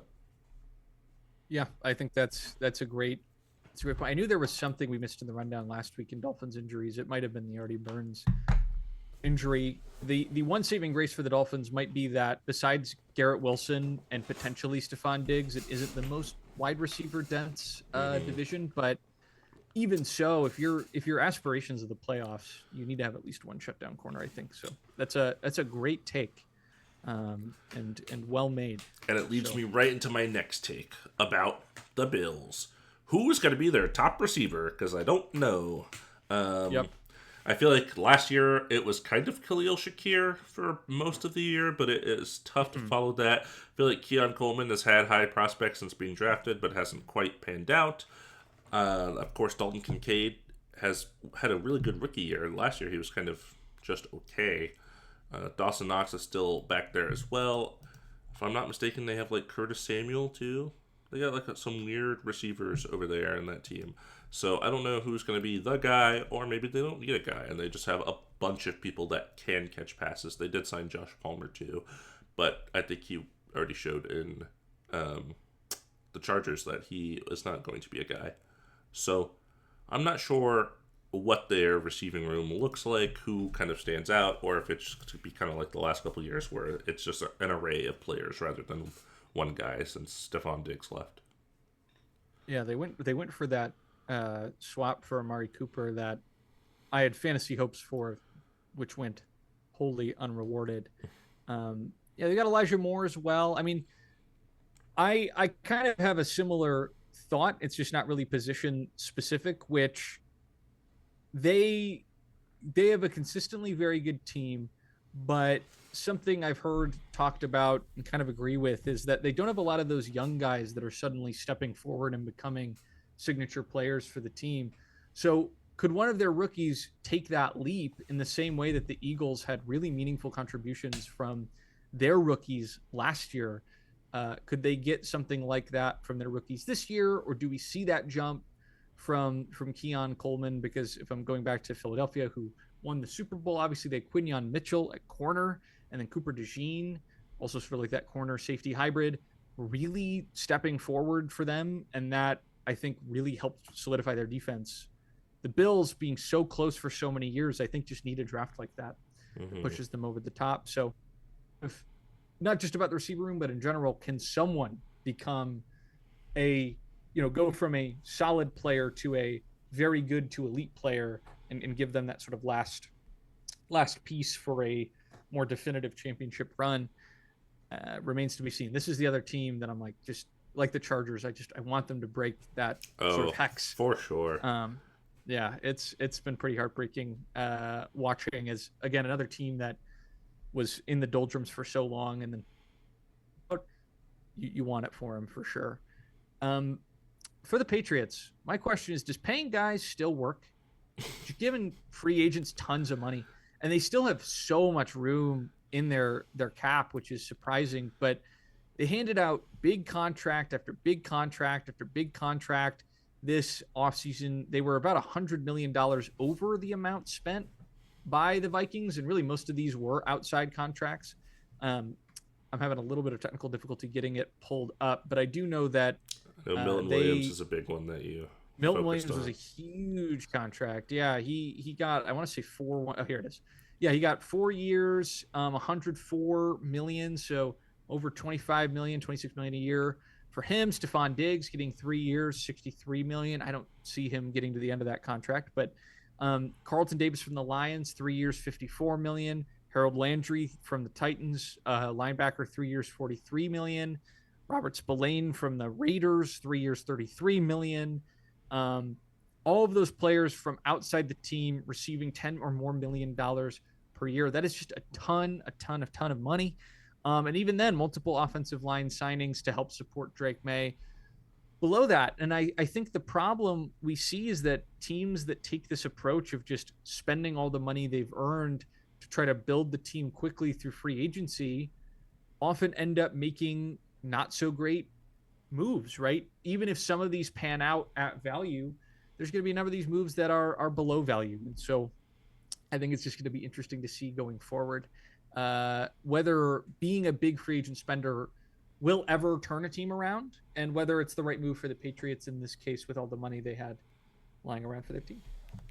Yeah, I think that's a good thing to point out. A lot of money spent. Will it pan out? I guess the idea is spending money, make sure a roster more competent, hopefully, and that will maybe change the culture around, and you had to spend it on somebody, so spend it on people that you think will help. We'll see if they help. My question was around one of those free agents, kind of who I talked about, one of my takes, Stephon Diggs. Is anyone else going to be anything in that offense that isn't Stephon Diggs? I assume Stephon Diggs will be the wide receiver one. I guess there's a world where that doesn't happen, but that would be kind of crazy. Is anyone else going to catch the ball from Drake May in a consistent capacity? Didn't see that last year. Not certain we'll see it this year. If we do, who is that guy? No idea.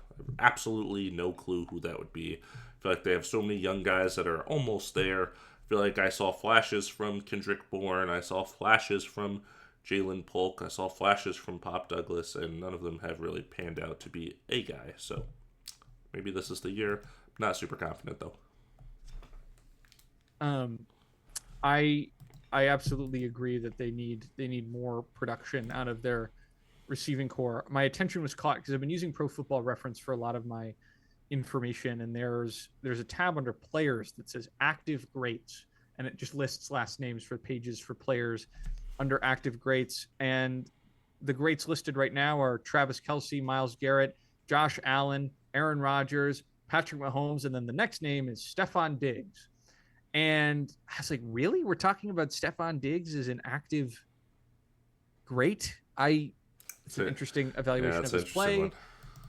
I think especially like at his age, right? Devontae Adams was the next one, which I think you can definitely make a stronger case for him. But yeah, to your point, not a lot around Diggs. You need Diggs to be elite to keep this team going if he's going to be the only receiver. Will we see that out of him? And yeah, Pop Douglas. I'm still so amused by never having heard of that nickname before, but it's a good one. I'm a real person, I swear. That's a real nickname. Yeah, he's popping off. All right, 2 divisions left. Let's rock and roll. One in the NFC, one of the AFC. We're looking at AFC South. Oh, love it. What do you got for me? Yeah, this is the team I just really couldn't think of anything super strong for because I just have such Jaguars fatigue. Mm-hmm. By the way, for those wondering whether 3 teams in the AFC West will make the playoffs, this is likely the division they would need to stay consistently not so great to give them room for 3 AFC West teams to make it. Mm-hmm. I guess the question for the Jaguars, is there anything about this team that's going to be worthy of conversation beyond whether Trevor Lawrence is good or not? I feel like that's the only thing we've asked about the Jaguars for the last 5 years. Is Lawrence the guy? Is he not the guy? And I don't know. I just want to see if there's another aspect of their identity that emerges. I have some, I don't want to make judgments based on a coach's personality because every coach is different, but Liam Cohen doesn't grab me as like a super fiery type. Mm-hmm. I don't know. I think here's what I'll say about the Jaguars. They just don't have a lot outside of the Lawrence debate that's fueling the narrative. Yes, they've taken Travis Hunter, but like we kind of talked about, unless Travis Hunter is elite at at least one, if not both of the positions he plays, I don't know if he's moving the needle for this team as a whole. So can they push the narrative beyond the Trevor Lawrence situation? Yeah, I just like a couple other teams I've mentioned. This was one that was obvious that I couldn't take my eyes off of and I couldn't not talk about. And I'm just so curious how Travis Hunter is going to be utilized. What side of the Yeah, ball is he playing? Is it both sides? I was thinking about this and I was looking at their team, and they have BTJ, who was awesome for them last year, and I think will continue to be true. That's true. their number one receiver. So I think that Travis Hunter's need as a receiver is probably less than maybe his need as a corner. That being said, the receiver number two option, if I look at their roster, I couldn't tell you because they just got a bunch of random guys out here. Like the guy that I'm looking at that I know the most of, maybe for their second receiver, is Trenton Irwin. And Woof. that I couldn't tell you Trenton Irwin's last team. Was he like a Brown? he's a Bengal. Cleveland Brown? I remember him on the Bengals. Oh, I believe you. That sounds right. And then De'Ami Brown. Those are like the other two receivers on their team that I've heard of. And then it's like a bunch of random guys. So maybe he is needed as a receiver too. That being said, when I look at their corners, there are not names here that really stick out to me as supreme talents. So, yeah, I feel like maybe the answer is he is needed on both sides of the ball because their teams are not very good. But will he play both? I don't know. I read an article that said he played an exhibition game on both sides of the ball. Take that for what you will. Yep. But did he play well? Right. That's the question. Yeah. Who do you want to cover next in this division here? I want to cover someone that I'm fascinated by on the Houston Texans. And that is a player that I think we probably both have mixed feelings about. Maybe mostly negative. What kind of impact is C.J. Gardner-Johnson going to have on this team? Ooh, good pick. Good pick. He's such an interesting player because I feel like you see the talent at times and then he does some crazy stuff off the field that doesn't make any sense. And, and then he's on the Super Bowl winning Eagles and brings his teammates like high school jerseys. It's super random. Yeah. So is he going to have a good impact on kind of their locker room, their secondary, their overall football team? Very curious about that because I feel like the Texans, for as long as I can remember, really haven't had like veteran presences that kind of instill culture come from the outside. I feel like they've always been Texans guys. J.J. Watt, Andre Johnson, people like that have kind of been the cornerstones. Jadeveon Clowney was that way for a while. Mario Williams. Like, those are kind of the guys that I feel like I can remember as Texans culture guys, D'Amico Ryans, Brian Cushing, but they're always guys that have been with the Texans for a long time. They've never really had, like, a guy joined them that maybe could be that kind of player. And I don't think talent-wise he really lines up with a lot of the guys I just named. But in terms of, like, cultural impact, I think he could be there. Yeah, I think he's super volatile. I think he's an interesting person to bring into your team. And I have more of a broad look question, and it pairs with a team in the NFC East. Okay. They're on a really weird timeline in terms of team building.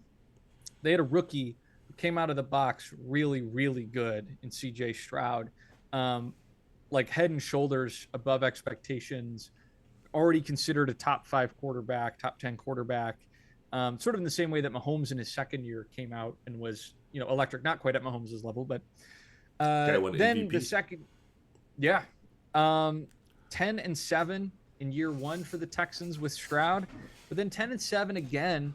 And yes, they dirty bubbled the Los Angeles Chargers and advanced, but I still think there's so many questions about. I remember watching them get just shellacked by the Ravens in the divisional round. I want to say in 2023. I can't remember who dispatched them in 2024, but either way, I think that there's a lot of questions about, okay, you brought in all these veterans to try to support this rookie who was way ahead of schedule, and they performed okay, but not to their expectation. And as a Lions fan, I know you can have setbacks on a path that you're very hopeful about, but how are they going to navigate this in year 3? Kind of trying to retool, moving on from some high-priced guys. It's just really unique, and I think it's something we haven't seen very often, and it's very unique because it's going to be informative to how we view the Commanders going forward as a team, because they have a similar timeline with Jaden Daniels that I'm going to have more to say when we get to the NFC East. But just an interesting sort of team building example, something kind of rare and unique. Speaking of the rookie QBs who have a chance to make an impact, unless you'd like to share more on the Texans and other kind of no, I like that. Yeah, I think this team overperformed early on and then tried to kind of jump the gun. And last year, even though maybe you agree or don't, even though they were 10-7, it just felt like a worse year. And maybe that was just because the expectation was we're going to have some growth, like we just did this the first year. It just felt like a worse 10-7. So we'll see how they kind of bounce back in year 3 with this kind of weird amalgamation they have. Yeah, that was. I didn't want to give too much stock into the vibes in case I was ignoring or overlooking things, but that was my thought too, is the vibes were off. I do want to talk Titans. Speaking of teams near where we grew up, can Cam Ward play? Like, I just want to see if he's good. I feel bad for Titans fans who lost A.J. Brown, lost Mike Vrabel, went from a highly competitive team Will Levis, come on. Lost Will Levis. Oh, man. Treylon Burks, who I believe was the player they acquired in the A.J. Brown trade. And they sure did release him because he got injured. They released him. Oh, it just breaks my heart, man. So I'm just rooting for the Titans to have a feel-good story with Cam Ward coming out, playing really well and establishing himself as a quality quarterback. I think it'd be really exciting. That said, I'm skeptical about the Titans coaching staff, and so I don't know if I believe the Titans are going to suddenly surge with Cam Ward. But for Titans fans, I want them to have something they can hang their hat on, and I think a good Cam Ward season would be exactly that. Yeah, I hope Cam Ward has a good season. My question was related to Cam Ward. Who is he going to throw the ball to? Who is he going to develop a relationship with? Because I feel like that's often what happens with rookie quarterbacks. They kind of get comfortable with the guy. They start throwing to that guy. Not always the most highly touted guy. I would say that player for this team is probably Calvin Ridley. Calvin Ridley has been up and down in his NFL career. I don't think he really did what they would have wanted him to do last year. So will that happen this year with a new quarterback? Not sure. They have 58-year-old Tyler Lockett on the roster. Don't think he's going to be a guy. He'll just be there every now and then. They did draft Xavier Restrepo. We'll see how he looks if they kind of form a rookie connection there. And then there's just a bunch of random guys. I would have liked, and I don't think this player is great, but I would have liked for them to keep Nick Westbrook-Akine. It's fun. It's a fun player. I think he could have been a guy for them. And even their running back room, Tony Pollard, Tyjae Spears, neither of them aspire like, oh, this is a great running back room that we have. They're both, like, fine. So I thought they were going to be so good last year in fantasy. They really broke my heart, but that's okay. I just wonder, what kind of connections he'll form with his other offensive weapons, because none of them speak like an elite player to me. I do want to point something out. I think Van Jefferson has a chance maybe to be a guy, but Restrepo actually did play with Cam Ward in college at Miami, so that might actually give them a connection built in. You'd mentioned the rookie connection, and they've already played together, so maybe he's that guy. Van Jefferson is a name that I have heard of before, but yeah, it's bleak in the receiver room for the Titans right now, no doubt. We shall see. Is that it? Did we do the whole, not the whole league, but did we already cover that whole division? No. Wow. So, the Colts.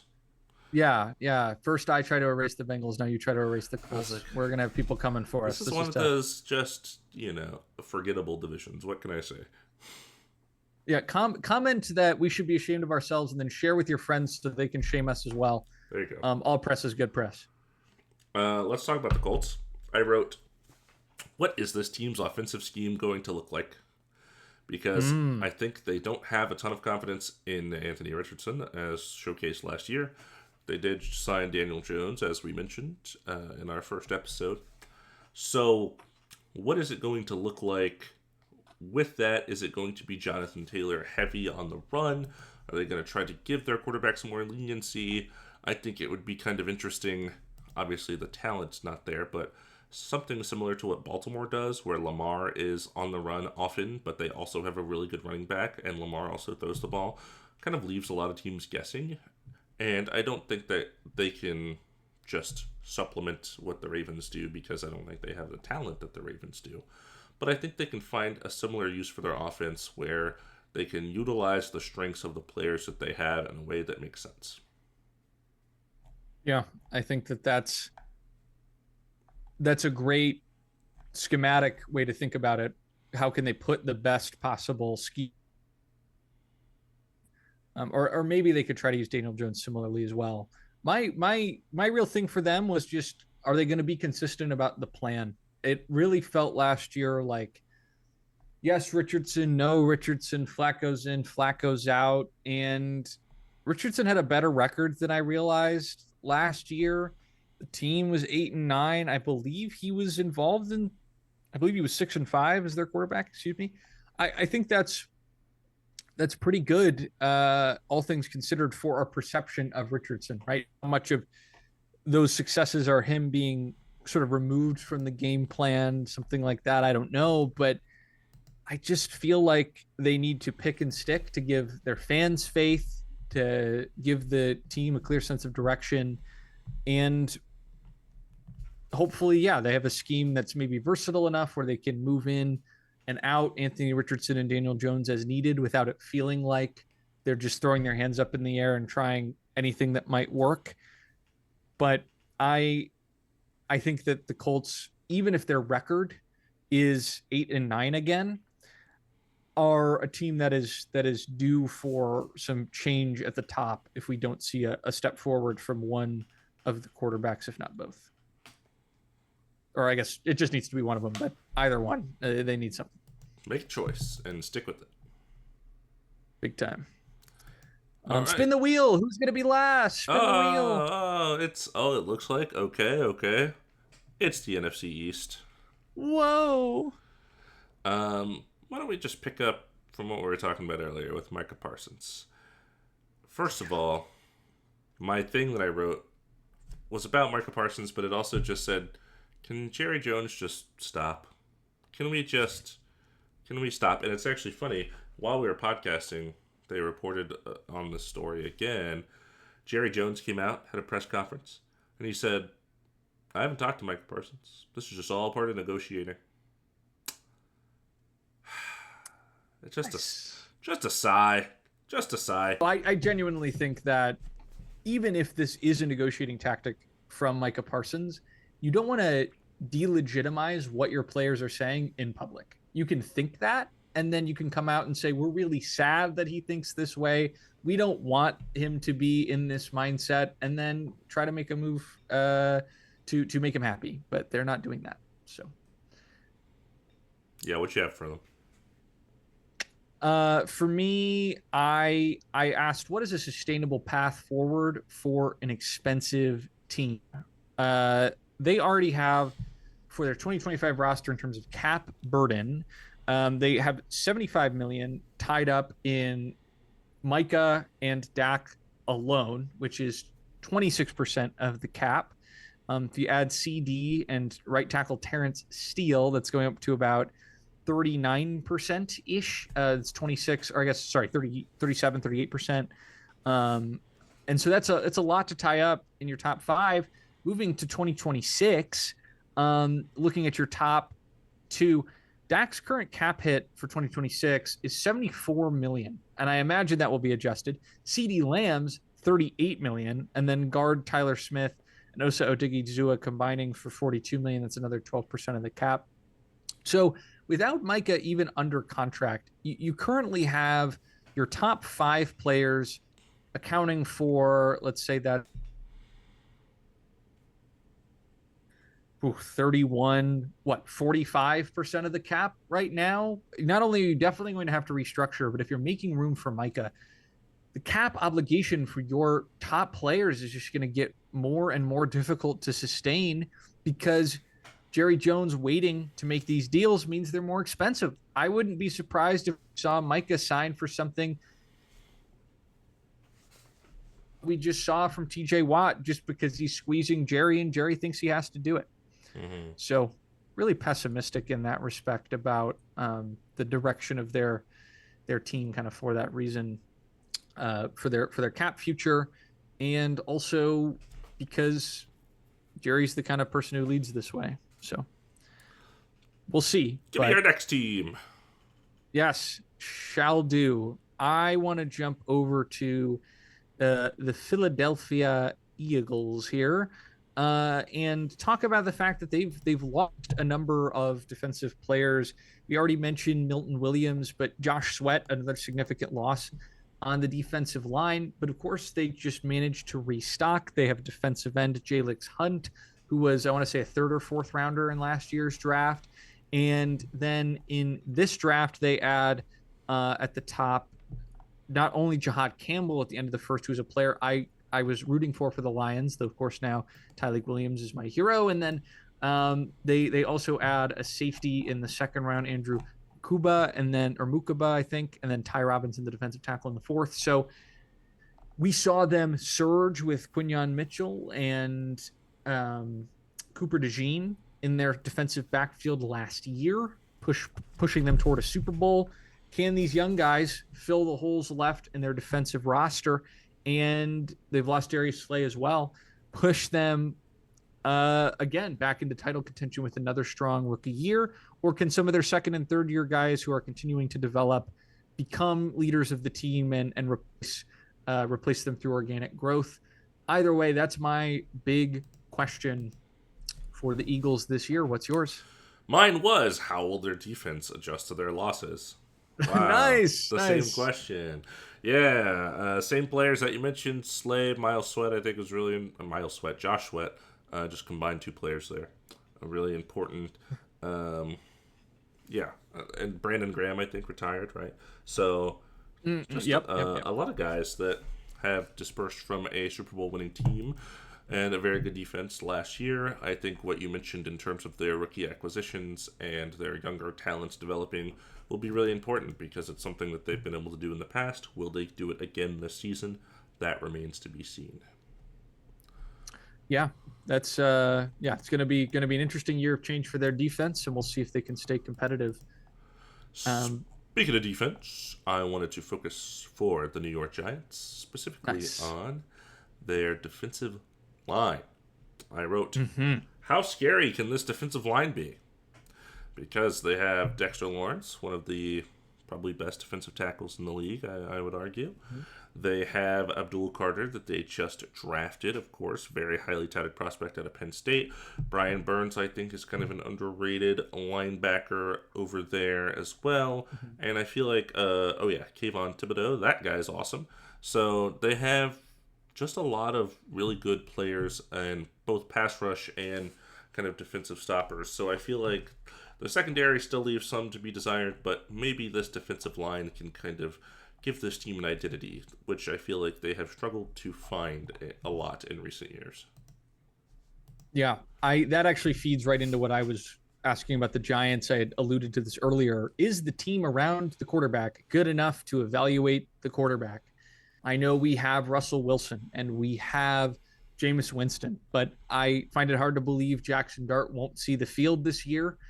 If he does, is that defensive line you mentioned? I totally forgot about Abdul Carter, but if he's really strong with Lawrence, and then Brian Burns, sort of forgotten, highly touted defensive lineman, or I guess linebacker, traded from the Panthers. Thibodeau, as a second edge, I don't think there's much to sneeze at there. They could have a really strong defense, and then I'm not going to pretend their offensive skill positions are super electric, but Malik Neighbors as a true number one. You were talking about how rookie receivers love to attach to one player. Neighbors has that profile, as just the go-to target. And so you totally see Dart going to Neighbors consistently, and it's just a matter of, are those other pieces going to be strong enough that we get a clear picture of whether Jackson Dart is a long-term solution for the Giants, or maybe it turns the Russell Wilson-led Giants into a more competitive team than we expected. Either way, I think you want a good squad around Dart to get an idea for who he's going to be. Yes. With that, our final team, if you're still listening, thank you for your patience here as we round it out with the Washington Commanders, who, if I'm not mistaken, would be last alphabetically if we went in that order. So kind of fun. By the way, new stadium.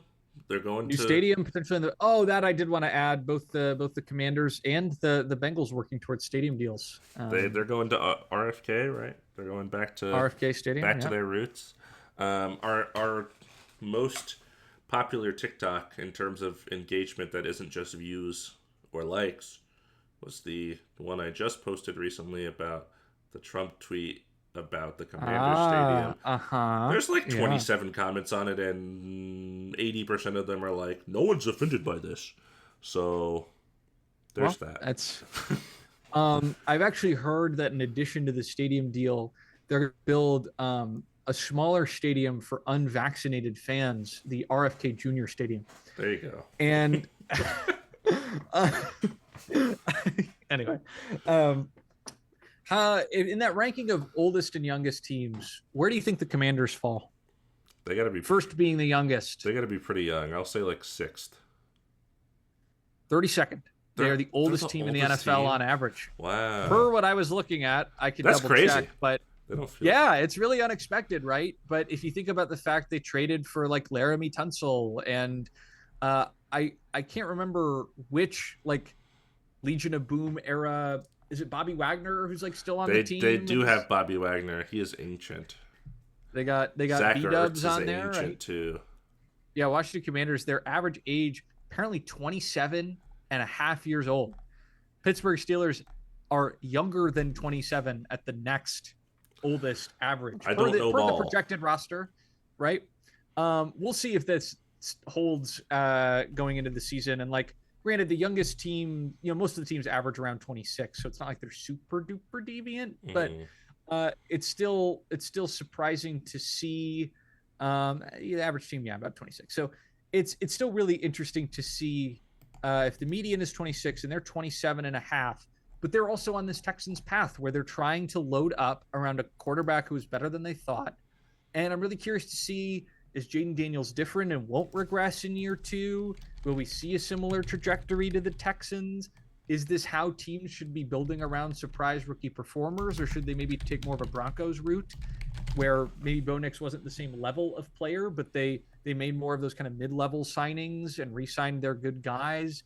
It's just a really interesting thing because this could become a new form of timeline where you have year 1 quarterbacks who are really good, and how teams navigate that situation going forward could be part of how we view this era of the league 10, 15 years from now. And this is a seminal moment where the second example of this in 3 years has a chance to perform. So that's my take for the Commanders. Yeah. I like that take. I think it's a good take. I'm surprised. I'm again surprised by how old they are. I couldn't get over the Terry McLaurin thing. We already talked about it. But the big issue that we didn't, well, maybe we talked about it a little bit. If Terry McLaurin isn't here, who is Jaden Daniels going to throw the ball to? Seems like an important question. Because they are not exactly the most stacked receiver room.